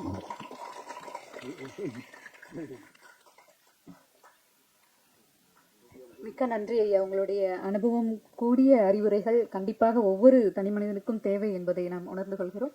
நன்றி ஐயா. அனைவருக்கும் வணக்கம். வாழ்க வையகம், வாழ்க வளமுடன். ஆக்சுவலாக வேதாத்ரி மகரிஷியோட மனவளக்கலை எனக்கு கொஞ்சம் லேட்டாக தான் அறிமுகமாச்சு. லேட்டாக மீன்ஸ் நான் ஒரு 2009 தான் ஃபஸ்ட் டைம் நான் அந்த கிளாஸ்க்கு போனேன். அதுக்கு முன்னாடி நிறைய போராட்டங்கள் இருந்துச்சு. அப்போ நான் சீரியல்லாம் மியூசிக் டைரக்ஷன்லாம் பண்ணிகிட்டு இருந்தேன். 2-3 படத்துக்கு எல்லாம் கமிட் பண்ணுவேன். ஆனால் எதுவுமே நடக்காமல் அப்படியே ஸ்டாப் ஆகிடும். ஸ்டார்ட் பண்ணுவாங்க, சாங்கெல்லாம் ரெக்கார்ட் பண்ணுவேன். அதுக்கப்புறம் படங்கள் முடியாமல் ஏதோ ஒரு ப்ராப்ளத்தில் இருக்கும், நிறைய குழப்பங்கள் இருக்கும். ஸோ அந்த மாதிரி பண்ண படம் தான் ஏனிப்படி மயக்கினான்னு ஒரு படம் பண்ணியிருந்தேன். ஜில்லுன்னு ஒரு காதல், டைரக்டர் கிருஷ்ணாவோட. அந்த படம் ரொம்ப வருஷமாச்சு, படமே ரிலீஸ் ஆகலை, இன்னும் கூட ரிலீஸே ஆகலை. ஆக்சுவலாக ரொம்ப குழப்பத்தில் இருக்கும்போது நான் யூஸ்வலாக நெய்வேலிக்கு அடிக்கடி போவேன். அங்கே ஒரு அன்பர் என்னை பார்த்துட்டு, நான் வடலூர் போவேன். ஆக்சுவலாக வள்ளலாருடைய மேட்டுக்குப்பம் நான் எப்பவுமே போயிட்டு வருவேன். அங்கே ஒரு நண்பர் பார்த்துட்டு, நான் இந்த மாதிரி விஷயங்கள்லாம் ஷேர் பண்ணும்போது அவர் சொன்னார், நீங்கள் அறிவு திருக்கோயில் போனீங்கன்னா உங்களுக்கு இருக்கிற அந்த குழப்பங்கள்லாம் கண்டிப்பாக உங்களுக்கு கிளியர் ஆகிடும், நீங்கள் ஒரு லைஃப்பில் ஒரு தெளிவு கிடைக்கும் அப்படின்னு சொன்னார். அதுக்கப்புறம் தான் நான் ஃபஸ்ட் டைம் ஆழியார் அறிவு திருக்கோயில் போகிறதுக்காக நான் பிளான் பண்ணேன். அப்போ இசையமைப்பாளர் சிற்பி சார் எனக்கு பழக்கம். அவருக்கு நான் கீபோர்டெலாம் வாசிச்சுட்டு இருந்தேன். ஆக்சுவலாக அவருடைய படத்துக்கெலாம் நான் கீபோர்டு வாசிச்சுட்டு இருந்தேன். அப்போ அவர்கிட்ட நான் ஷேர் பண்ணும்போது அவர் சொன்னார், அவருடைய நண்பர் திரு ரங்கதுரைன்னு சொல்லிட்டு அவர் அஸ்ட்ராலஜர், அவரும் இதே மாதிரி ஆழியாரில் கிளாஸ்லாம் இருக்குது, அவரும் என்னை கூப்பிட்டாரு, நீங்களும் சொல்கிறீங்க, அப்போ 2 பேரும் போயிட்டு வரலாம் அப்படின்னு சொல்லி நானும் சிற்பி சாரும் 2009 கிளாஸ்க்கு ஃபஸ்ட் டைம் போயிட்டு வந்தோம். அந்த அனுபவம் சொல்லவே முடியாது. இது வரைக்கும் அந்த ஃபஸ்ட் டைம் அந்த சூழலில் அந்த மாதிரியான ஒரு கலையை படித்தது. அது இல்லாமல் நம்ம நினைக்க முடியாத சப்ஜெக்ட்ஸ்லாம் அங்கே இருந்துச்சு. குடும்ப அமைதி, எப்படி மனைவி எப்படி நம்ம போற்றி நம்ம ரெஸ்பெக்ட் கொடுக்கணும், அதே மாதிரி சினம்னா என்ன, சினத்தை எப்படி அடக்கிறது, அடக்கக்கூடாது, அதை எப்படி ஆராயணும் அப்படின்ற மாதிரி நிறையா வித்தியாசமான டாபிக்ஸ்லாம் இருந்துச்சு. அந்த அனுபவங்கள்லாம் சேர்ந்து அதுக்கப்புறம் நிறைய மெடிடேஷன், உடற்பயிற்சி இதெல்லாம் செய்யும்போது நமக்கு ஒரு தெளிவு கிடச்சிது. அந்த ஒரு மாதத்துலேயே எனக்கு பயங்கரமான ஒரு சேஞ்ச் இருந்தது. அதுக்கப்புறம் என்ன பண்ணேன்னா, ஒரே மாதத்தில் நான் வீட்டில் என்னுடைய மனைவி, குழந்தைகளை எல்லாரையும் கூட்டிகிட்டு, அதே மாதிரி எனக்கு தெரிஞ்ச இன்னும் 2 ஃபேமிலியை கூட்டிகிட்டு, அந்த டைமில் ஆக்சுவலாக கார்த்திக் நேதா என்னோட ரொம்ப க்ளோஸாக டெய்லி நாங்கள் 2 பேரும் மீட் பண்ணுவோம், ஒர்க் பண்ணிக்கிட்டே இருப்போம். அப்போ கார்த்திக் நேதாவும் வந்தார். அவரையும் கூட்டிக்கிட்டு நாங்கள் ஆழியாருக்கு போனோம் 2009 ஆகஸ்ட்டில். ஸோ அந்த மாதிரி அப்புறம் வினிஷா விஷன், கதிரவன் சார், இவங்க எல்லாரும் சேர்ந்து தான் நாங்களாம் போயிட்டு வந்தோம். ஸோ அது என்னாச்சுன்னா ரொம்ப ஈர்ப்பாயிடுச்சு. அந்த கிளாஸ் எல்லாருக்கும் தெரியணும் அப்படின்ட்டு. ஏன்னா நம்ம மட்டும் மாறி இருந்தோன்னா எதிரில் வேறு மாதிரியான ரியாக்ஷன் இருக்கும், நமக்கு எப்படி அவங்களுக்கு சொல்லி புரிய வைக்கிறதுன்னு தெரியாது. ஸோ அந்த மாதிரி கிளாஸ்க்கு வந்துட்டாங்கன்னா அவங்களும் புரிஞ்சுக்கிட்டாங்கன்னா எல்லாருக்கும் ஒரு ஈஸியாக இருக்கும், அண்டர்ஸ்டாண்டிங் இருக்கும்ன்ட்டு. ஸோ அந்த மாதிரி தான் அந்த மாதிரி கிளாஸஸ்லாம் போயிட்டு எனக்கு ஒரு பயங்கரமான ஒரு தெளிவு கிடச்சிது. அதுக்கப்புறம் ஒரு தெளிவான நிலையில் இருக்கும்போது எனக்கு வாய்ப்புகள் தானாகவே அமைஞ்சுது. அதுக்கப்புறம் தான் நான் எங்கேயும் எப்போன்ற படம் எனக்கு வாய்ப்பு கிடச்சிது. அது ஒரு மிகப்பெரிய வெற்றியாச்சு. ஸோ நிறைய விஷயங்கள் நம்ம இதில் கற்றுக்கலாம். நான் ஃபாலோ பண்ணுறது என்னென்னா, ரொம்ப சிம்பிளாக அவர் குழந்தைகள் கூட புரிகிற மாதிரியான அழகாக சொல்லியிருக்காரு வேதாத்ரி மகரிஷி. நான் ஃபாலோ பண்ணுற ஒரு விஷயம் இரண்டொழுக்க பண்பாடுன்னு ஒன்று இருக்கும். ரொம்ப பேசிக்காக இருந்தாலும் அதில் எல்லாமே அடங்கிடும். ஸோ நான் யாருடைய உடலுக்கும் மனதுக்கும் துன்பம் தர மாட்டேன். துன்பப்படுபவர்களுக்கு என்னால் முடிந்த உதவிகளை செய்வேன். ஸோ இதை மட்டும் ஃபாலோ பண்ணாலே லைஃப் ரொம்ப நல்லா இருக்கும்ட்டு நான் அதை ஃபாலோ பண்ணிக்கிட்டு இருக்கேன். ஸோ தேங்க்ஸ் டு வேதாத்ரி மகரிஷிக்கு தான் நான் சொல்லணும். அதே மாதிரி ஐயா முருகானந்த ஐயா இவ்வளோ அழகாக சிறப்பாக இதெல்லாம் நிறைய பாடல்கள் பண்ணியிருக்கேன். அதெல்லாம் பெரிய பாக்கியம் எனக்கு. ஏன்னா இந்த வேதாத்ரி மகரிஷியோட அந்த கொள்கையை நம்ம இசையில் வெளியில் வர்றதுன்றதே நான் செஞ்ச பெரிய பாக்கியமானு நினைக்கிறேன். அதே மாதிரி சுப்பிரமணிய பாரதி டைரக்டருக்கு வாழ்த்துக்கள். ரொம்ப சூப்பராக எடுத்திருக்காரு. ஆக்சுவலாக இது ஒரு அறிவுரை சொல்கிற மாதிரியான ஒரு படம். ஆனால் அதை ஒரு கமர்ஷியலாக எப்படி ஜனங்களுக்கு சொல்கிறதுன்றது எவ்வளோ மேக்ஸிமம் கரெக்டாக பண்ண முடியுமோ அதை அழகாக பண்ணியிருக்காரு. எல்லாருக்கும் என்னுடைய வாழ்த்துக்கள். ரொம்ப நன்றி.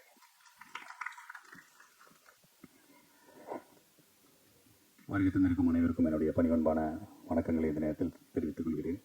வழக்கமான ஒரு இசை வெளியீட்டு விழாவில் தான் நம்ம சந்திப்போம். எப்பயுமே நம்ம கைக்கு மைக் வரதுக்கு முன்னே எல்லா பாயிண்ட்டும் தீர்ந்துருக்கும். ஏன்னா எல்லாருமே எல்லா டாப்பிக்கும் பேசியிருப்பாங்க. இல்லைன்னா கிளம்புற டைமில் தான் வரும்.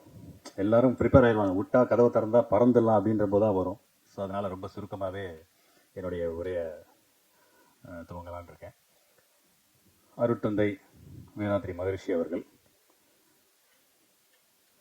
நான் அக்டோபர் 5, 2003 மகரிஷி அவர்களிடம் நேரடியாக பிரம்மஞான பயிற்சி எடுத்துக்கிட்டேன். அப்படி ஒரு பாக்கியம் எனக்கு கிடைச்சிது.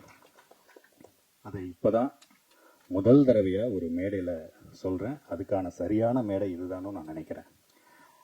ஏன்னா எவ்வளவோ பேர் இந்த திரைத்துறையில் இருக்கிற எத்தனையோ பேர் இதில் ஃபாலோ பண்ணிட்டு இருக்காங்கன்றதே இந்த மேடைக்கு வந்ததுக்கப்புறம் தான் எங்களுக்கே தெரியுது. எவ்வளோ இயக்குனர்கள், எவ்வளோ தொழிலதிபர்கள், எவ்வளோ பெரிய மனிதர்கள் எல்லாருமே இந்த கொள்கைகளை ஃபாலோ பண்ணிட்டு இருக்காங்க. ஆனால் யாருமே அதை வெளியில் பப்ளிசைஸ் பண்ணலை. இன்றைக்கி உள்ள சாதாரணமான ஆன்மீக சொற்பொழிவாளர்கள், யூடியூப்பில் பண்ணுறவங்கெல்லாம் கூட ஒரு சின்ன சின்ன விஷயங்கள் 4 புக்கு படித்தா கூட எல்லா விஷயத்தையும் போட்டு அதை பயங்கரமாக ப்ரமோட் பண்ணிகிட்டே இருப்பாங்க. ஏன்னா அதில் ஒரு வணிக நோக்கம் இருக்கும். மகரிஷியோட இதில் அந்த நோக்கமே கிடையாது. 4 பேர் நல்லா இருக்கணுங்கிறது மட்டும்தான் மகரிஷி இருந்த காலத்துலேருந்துமே. ஸோ ஒரு விஷயம் லேட்டாக மக்களுக்கு போய் சேருதுனாலே அங்கே உண்மை இருக்குங்கிறது அர்த்தம். ஸோ இங்கே எத்தனையோ பெரிய மனிதர்கள் அதை பின்பற்றுறாங்க. அதை பின்பற்றதுக்கு அப்புறம் தான் நிறைய பேர் பெரிய மனிதர்களாகவே ஆயிருக்காங்க. அது நம்ம கண்கூட பார்க்கக்கூடிய ஒரு அனுபவ உண்மை.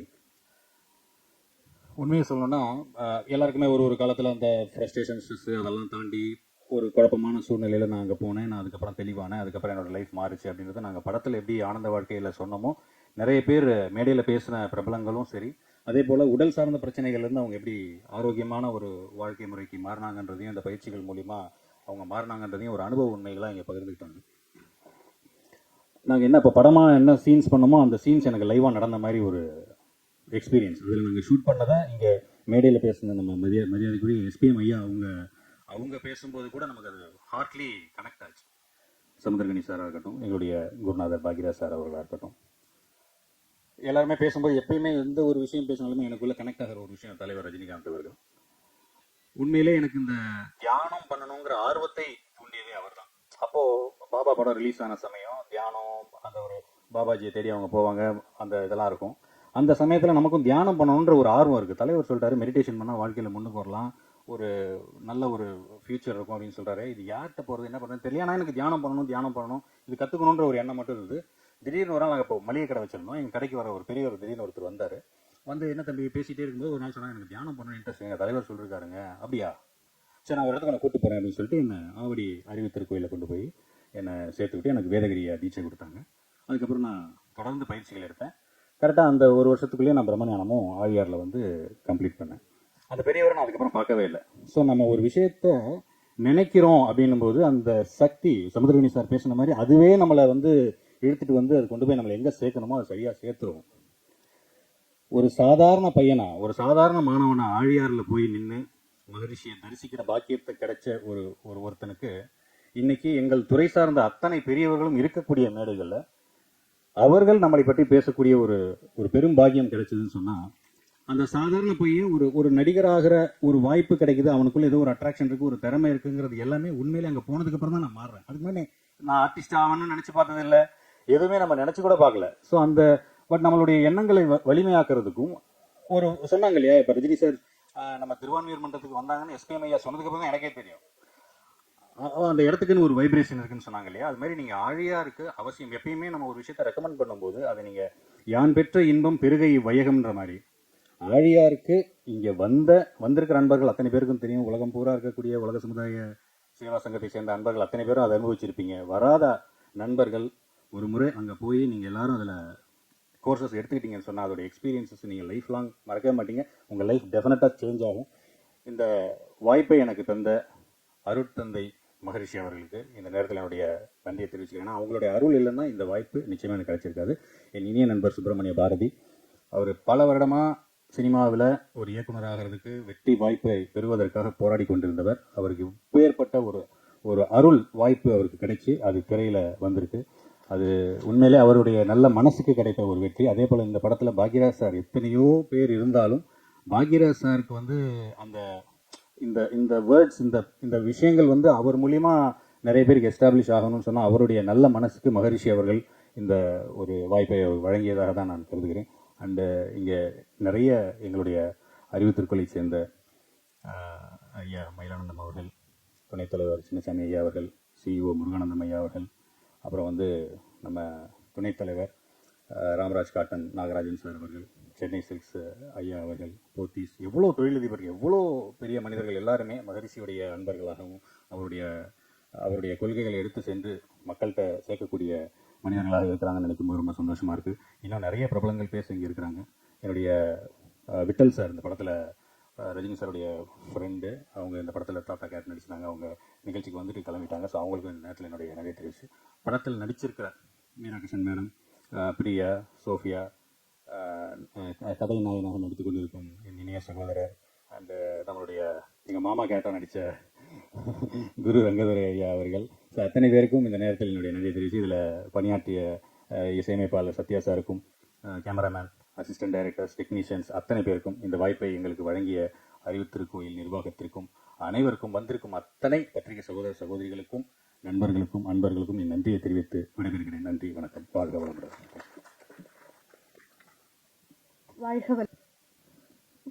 இந்த இனிய விழாவிற்கு வருகை தந்திருக்கும், அப்படி என்று சொல்வதை விட இதுவரையில் அமர்ந்து இந்த விழாவை சிறப்பித்துக் கொண்டிருக்கும் அனைவருக்கும் எனது மனமார்ந்த நன்றியை தெரிவித்துக் கொள்கிறேன். பொதுவாக ஒரு விழான்றது ஒரு 2 மணி நேரம் இருந்ததுன்னா கொஞ்சம் வசதியாக இருக்கும். ஒரு 5 மணி நேரம் 6 மணி நேரம் என்பது நம்ம சென்னை போன்ற ஒரு நகரத்திற்கு இந்த போக்குவரத்திற்கும் ஒவ்வொருவரும் ஒவ்வொரு இடத்திற்கு செல்ல வேண்டும், இந்த கால அமைப்பின் கட்டாயங்கள் எல்லாம் கருதி பார்த்தா சில பேர் நெளிவாங்க, சில பேர் நம்ம கிளம்பிடலாமான்னு பார்ப்பாங்க, சில பேர் இதோ வந்துடுறேன்ட்டு போயிடுவாங்க. அந்த மாதிரி நடக்கிறது எல்லாத்தையும் பார்த்துட்டு தான் இருக்கேன். அடிக்கடி இந்த மாதிரி விழாக்கள் நான் நிறைய கலந்துக்கிறதுனால திரைப்பட இயக்குனர் சங்கத்தின் தலைவருங்கிற முறையில் வாரத்தில் ஒரு 4 நாள் ஒரு 5 மணி நேரம் என்னை வச்சு செய்வாங்க. அதுக்காகவாவது ஒரு தடவை நம்ம ஆசிரமத்துக்கு போகணும். சார் ஒரு நாளைக்கு ஒரு விழாவில் ஒரு 5 மணி நேரம் நம்ம ஒரு தடவை, ஒரு மாதத்துக்கு ஒரு தடவைன்னா ஓரளவுக்கு ஓகே, தலையை கொடுத்துடலாம். எல்லா ஏங்கல்லையும் முடிச்சு அப்புறம் கடைசியில் தான் நம்மளை கூப்பிடுவாங்க. இதே மாதிரி என்னத்த பேசுறது, முருகா இறைவா. ஆனால் நான் 3 விழாக்களுக்கு மத்தியானம் 2 மணிலேருந்து போய் ஒவ்வொரு விழாக்கள்லையும் 3 மணி நேரம் 3.5 மணி நேரம் அமர்ந்து விட்டு தான் நீங்கள் வந்தேன். அது ஒரு விழாவில் இந்த மாதிரி பேசிட்டு மன்னிக்கணும்னு சொல்லிட்டு தப்பிச்சிங்க ஓடி வந்தேன். ஏன்னா இந்த திரைப்படத்தின் இயக்குனர் எனது அன்பு தம்பி சுப்பிரமணிய பாரதி. அவர் இயக்கிய குறும்படத்திற்கு நான் தான் விருது கொடுத்தேன். நாங்கள் தான் தமிழ்நாடு திரைப்பட இயக்குனர் சங்கம் தான் தயாரித்தது, அதுக்கு விருது வாங்கினார் அவர். அத்தகைய ஒருவருக்கு ஒரு நல்ல வாய்ப்பு கிடைத்திருக்கிறது. இது கொடுத்தது யாருன்னு பார்த்தா இன்னொரு தம்பி பக்கத்துலேயே கூடவே இருக்கார், நம்ம ரங்கான்னு தான் நான் அன்பாக கூப்பிடுவேன், என்னுடைய அன்பு சகோதரர். இவங்க எல்லாமே இப்போ நேரத்தில் எனக்கு ஒரு 20 வருஷமும் இந்த மாதிரி ஒரு பிட்டை போடுவார் என் காதில். ஆலியார் கீழே நான் போனாவே தடி கொண்டு ஆலியாருக்கு தான் என் போகிறேன். நான் எடுத்த 17 படத்துலேயே 13 படம் ஆலியாரில் எடுத்தது தான். ஆனால் அந்த ஆலியாரில் அந்த பில்டிங்கை பார்ப்போம். ஆனால் உள்ளே ஒரு தடவை கூட போனதில்லை. அந்த பில்டிங்கை பார்த்ததுனாலேயே இன்றைக்கும் நான் ஒழுக்கமான ஒரு மனிதராக வாழ்ந்து கொண்டிருக்கிறேன் என்பதை உண்மை. அப்பப்போ சிவகுமாரன் நீங்கள் கூடுவார் நடிகர், அவர் வீட்டில் தான் இருக்கு. நான் இப்போ இருந்த ஒரு 12 வருட காலம். டேய் வாடா இது பண்ணுடா. அவர் வந்து எப்பவுமே கரெக்டாக தியானம் பண்ணுவார், இதெல்லாம் பண்ணுவார். நமக்கு அப்போ இள வயசு, கொஞ்சம் விட்டா இன்னொரு டைரக்டர் நம்மளை அடிச்சுட்டு போயிடுவான்ட்டு டே நைட்டாக உட்காந்து கதை எழுதுறது, இப்போ பாட்டு எழுதுறது. நம்ம எதைத்தான் விட்டோம், எல்லா வேலையும் நானே தூக்கி தலையில் போட்டுட்டேன். போட்டி ஒரு வில்லேஜ்லேருந்து ஒரு கிராமத்துலேருந்து மேட்பாளையத்து பக்கத்துலேருந்து நம்ம கிளம்பி வந்திருக்கிறோம். நம்ம ஜெயிக்கலைன்னா நம்மளுக்கு 5 பைசா பிரயோஜனம் இல்லாமல் போயிடுவோம். ஜெயிக்கிறது மட்டுமே குறிக்கோளாக வச்சுக்கிட்டு இருக்கிற எல்லா ஸ்ட்ரெஸ்ஸையும் ஏற்றுக்கிட்டு அது ரிலீவ் பண்ண முடியாமல் பக்கத்தில் இருக்க எப்படி ரிலீவ் பண்ணுறதுன்னு சொல்கிறத கூட கேட்கறதுக்கு நம்மளுக்கு வந்து டென்ஷன் ஆகிடும். ஆனால் ஆலியாருக்கு போவேன். ஒவ்வொரு பாட்டும் முத்துமணி மாலையிலேருந்து ஆலியாரில் எடுத்தது தான். முத்துமணி மாலை பாட்டு சின்ன கவுண்டரில் பார்த்தீங்கன்னா அந்த அந்த பொண்ணுமணி பாட்டு நெஞ்சுக்குள்ளே இன்னாருன்னு அந்த ஆலியார் டேமுக்கு பின்னாடி போய் முதுகில் போட்டு அந்த ஆலியாரில் சுவாமி சச்சிதானந்தர் வேதாந்த மகரிஷி அவருடைய ஆசிரமத்தை நாம் பார்க்காமல் ஒரு நாளும் நான் இருந்ததில்லை. அங்கே படப்பிடிப்பு போகும்போதெல்லாம் ஒன்றா நம்ம வந்து நம்ம மங்கி ஃபால்ஸ் போகணுன்னாலும் அதை தாண்டி தான் போவோம். மங்கி ஃபால்ஸில் தான் பச்சை மலை பூ பாட்டு எடுத்தேன். ஸோ எனக்கு ஏதோ தெரியாமல் புரியாமல் இன்னைக்கு வரையிலும் அந்த ஆசிரமத்துக்கு போகலை. ஆனால் அந்த ஆசிரமத்தினுடைய எல்லா அனுகிரகங்களும் என்னை வந்து அடைந்ததாகவே நான் கருதுகிறேன். ஏன்னா நான் ஒழுக்கமானவனாக இருக்கிறது, நான் சொல்லிக்கிறேன், அடுத்தவங்க நம்புகிறாங்களோ இல்லையா, நான் ஒழுக்கமானவனாக இருக்கிறதே எனக்கு ஒரு பெரிய தியானம் மாதிரி தான். ஆனால் அது ரொம்ப சிரமம். இன்னும் வழிகாட்டுதல் இருந்தால் ரொம்ப ஈஸி நம்ம பக்குவப்படுத்திக்கிறது. இப்போ முத்துராமண்ணா பேசும்போது பார்த்தீங்கன்னா ஒரு மாதிரி ஒரு பிஸியான டைரக்டர் உலகத்தில் பார்க்கவே முடியாது. அவர் வந்து டைரக்டருக்கு மட்டும், மற்றவங்க எல்லாம் வந்து உடல்ல உழைப்பாங்க, இந்த இயக்குனருக்கு மட்டும் நரம்புல தான் வேலை செய்வாங்க. We work on nerves. நரம்புக்கு பிரச்சனை வரும்போது தான் நம்ம எத்தனை இழந்திருக்கிறோம், இத்தனை உருப்படியான வேலையை செய்யாமல் விட்டுருக்கோம் அப்படின்றது பிற்காலத்தில் தெரிய வரும். பெரிய பெரிய டைரக்டர்கள் எல்லாம் பார்த்தீங்களா, ஒரு பக்கம் நடிகர் டென்ஷன் பண்ணிட்டு இருப்பான், நான் 5 மணிக்கு போகிறேன்ப்பா, நமக்கு சீன் முடிக்கலைன்னா அது ஒரு டென்ஷன். ப்ரொடியூசர்கிட்ட இருந்தாலும் எப்போ அவர் போகிறதுக்குள்ளே சீனை முடிக்க சொல்லுமா.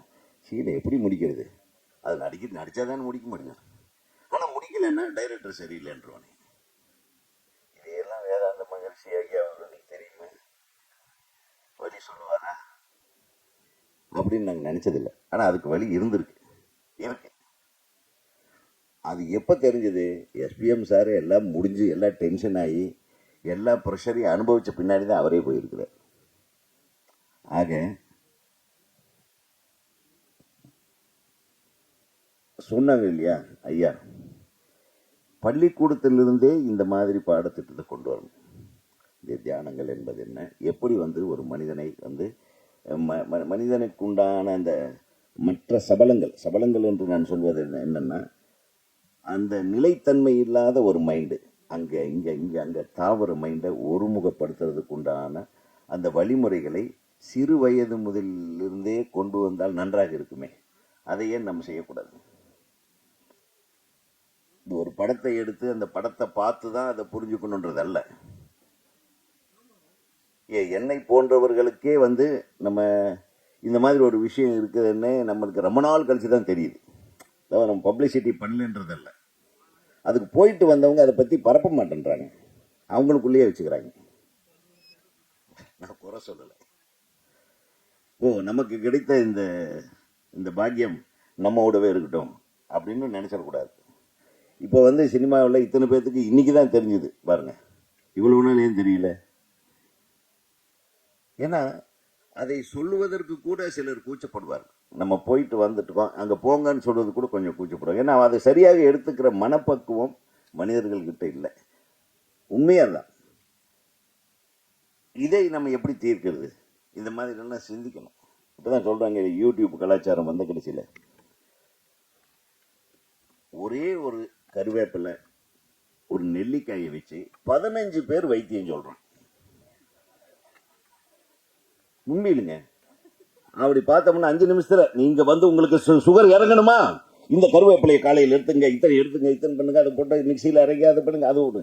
அடுத்தது ஸ்க்ரால் பண்ண அவன் அதோட ஒரு சின்ன விஷயம் பெப்பரை சேர்த்துக்க சொல்லுவான், ஒரு 5 பெப்பர். அவர் தனி வைத்தியர். இதை போட்டு சாவடிக்கிறாங்களா இல்லையா?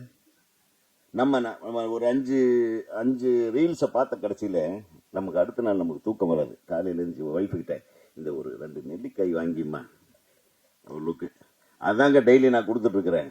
ஓ அப்படியா? ஸோ இந்த மாதிரி விஷயங்கள் எல்லாத்தையும் விட அன்பு சகோதரர் சொன்னது போல இந்த ஆன்மீகத்தில் தன் மனதை பக்குவப்படுத்தும் விஷயங்களை நம்ம வேதாந்த மகரிஷி ஐயா அவர்களுடைய கல்விக்கூடத்தின் மூலமாக அழகாக சில விஷயங்கள் டக்குன்னு அப்படி போய் சேர்ற மாதிரி பண்ண. இன்னைக்கு யாருமே வந்து ரொம்ப நேரம் சொன்னா கேட்க மாட்டாங்க சார். அட்வைஸ் டைம் இல்லை யாருமே. இப்போ கூட 5 நிமிஷம் 4 நிமிஷம் பாட்டுன்னா வந்து ஃபுல்லா உட்காந்து படத்தில் பார்க்க மாட்டாங்கன்ட்டு அந்த பாட்டை பாதியாக நிறுத்திடுறாங்க. அப்படின்னு இப்போ கொஞ்சம் ஒரு பெரிய இசை வெளியீட்டு விழாவில் பெரிய நடிகர்களே பேசுகிறாங்க. 5 பாட்டு ரொம்ப லென்த்தியாக இருந்தால் ஆடியன்ஸ் உட்கார மாட்டாங்கன்னு. இது என்ன தெரியுது? இந்த ஷார்ட் ஃபார்மில் ஸ்வீட்டாக சுவாமி வேதாந்த மகரிஷி அவர்களுடைய கருத்துக்களை அழகாக இப்போ இங்கே வந்திருக்காங்க இல்லையா? இப்போ நம்ம சமுத்திரம் கனியை எடுத்துங்க, கனியை ஒரு 2 நிமிஷம் பேச சொல்லுங்கள், அதை பற்றி அது ஒரு ரீலாக போடுங்க. வைக்கராஜ் சார் ஒரு 5 நிமிஷம் பேசி ரீலாக போடுங்க. இதில் இன்வால்வ் ஆகிட்டு இதில் உண்மை இருக்குன்னு தெரிஞ்சவங்க வரட்டுமே என்ற கருத்தை நான் பதிவு செய்ய ஆசைப்படுகிறேன். வேற ஒன்றும் இல்லை. ஏன்னா எனக்கே இவ்வளவு நாள் தெரியல பாருங்க. முத்துராமண்ணன் பேசும்போது எனக்கு அப்படியே நம்மளுக்கே தெரியலையே, இவ்வளவு நாள் என் படத்தை பார்த்துட்டே நல்லா எடுத்துருக்கிறேன், இது மட்டும் தானே சொன்னார் அவர், மீதி விஷயத்தை ஏன் சொல்லலன்னு எனக்கு அவர் மேல கோபம் வரும். அதே மாதிரி நம்ம என் தம்பி, என் துணைத் தலைவர் நம்ம சங்கத்தில் எழிலு, ஆமாண்ணே நானும் கூட போயிட்டு வந்திருக்கேன், திருட்டு பயலுங்க. நீ போயிட்டு வந்து அப்பவே சொல்லிருக்கலாம்ல, இன்னொரு 10 பேர் நாங்க வந்திருப்போம்ல. இருக்கட்டே, எங்க ஊர்ல தினம் பார்த்துட்டு நானே போகலின்றல. அப்ப இவன் நமக்கு முதல் படத்துக்கு கிழக்கு வாசல்னு படம் எடுத்ததே ஆலியார்ல தான். அதுக்கு கூட உனக்கு ஒரு கனெக்ஷன் இருக்கு பாரு, புரியுதா? ஆலியார் டேம் கீழே அடிவாரத்தில். அவரும் சொல்லலை, எல்லாமே நண்பர்கள் தான். ஸோ நீ எங்கிட்ட சொல்லன்றது தான் நான் சொல்றேன். எங்கிட்ட சொல்லியிருந்தா நான் சங்கத்தில் ஒரு மீட்டிங் போட்டு அனைத்து இயக்குநர்களுக்கும் சொல்லியிருப்பேன்ல, அதையே நீங்க செய்யலைன்றது தானே. நான் இப்பவும் சொல்றேன், நான் சொல்ல வர்றது அதான். நான் இந்த படத்தை பார்க்கலன்றதுனால கொஞ்சம் சத்தம் போட்டு பேசி உங்களை பயமுறுத்துறேன் நினைக்காதீங்க. அதுக்கு நான் மன்னிப்பெல்லாம் கேட்கல, எனக்கு பயங்கர டென்ஷனில் வந்துட்டேன். அறகுறையாக நான் படம் பார்க்கக்கூடாதுன்னு கொஞ்ச நேரத்துக்கு முன்னாடியே வந்தாலும் நான் வெயிட் பண்ணேன். ஏன்னா ஒரு தடவை முழுசாக பார்த்துருந்தேன். அது நான் மட்டும் பார்க்காம நம்ம இயக்குனர் சங்கத்துக்கே ஒரு தடவை போட்டுருவோம். ஏன்னா கண்ணே, தமிழ்நாடு திரைப்பட இயக்குனர் சங்கத்துக்கு ஒரு தடவை போட்டு இதே தேட்டரில் போடுவோம். இதே மாதிரி நீங்கள் எல்லாம் வாங்க, இதனுடைய பெருமைகளை நீங்கள் பேசணும் என்று கேட்டுக்கொண்டு. ஏன்னா இதை பற்றி நான் ஜாஸ்தி பேசினா இது அதிக பிரசங்கித்தனமாயிடும். ஏன்னா பொள்ளாச்சி என்றது நான் வாழ்ந்த இடம், என்னை வளர்த்த இடம் பொள்ளாச்சி. ஏன்னா கிழக்கு வாசல் ஆகட்டும், சின்ன கவுண்டர் ஆகட்டும், எஜமான் ஆகட்டும், ஈவன் சிங்காரவேலன் ஆகட்டும், சொன்னபடிக்கு எல்லாம் அந்த முத்துக்கவுண்டர் தோட்டத்தில் எடுத்தது முழு படம். அந்த படமே அந்த நான் காட்டாத பகுதிகளே இல்லை, அதில் இதுதான் காட்டல. ஏன்னா அது வழியாக தான் போவேன். அமைச்சர் மூப்பை சாமிநாதன் ஐயா அவர்களால் வெளியிடப்பட்டு மதிப்பிற்குரிய இயக்குனர் திரு SP முத்துராமன் ஐயா அவர்கள் பெற்றுக்கொள்கிறார்கள். ஆனந்த வாழ்க்கை திரைப்படம் சிறப்பாக வெற்றி காண வாழ்க வளமுடன்.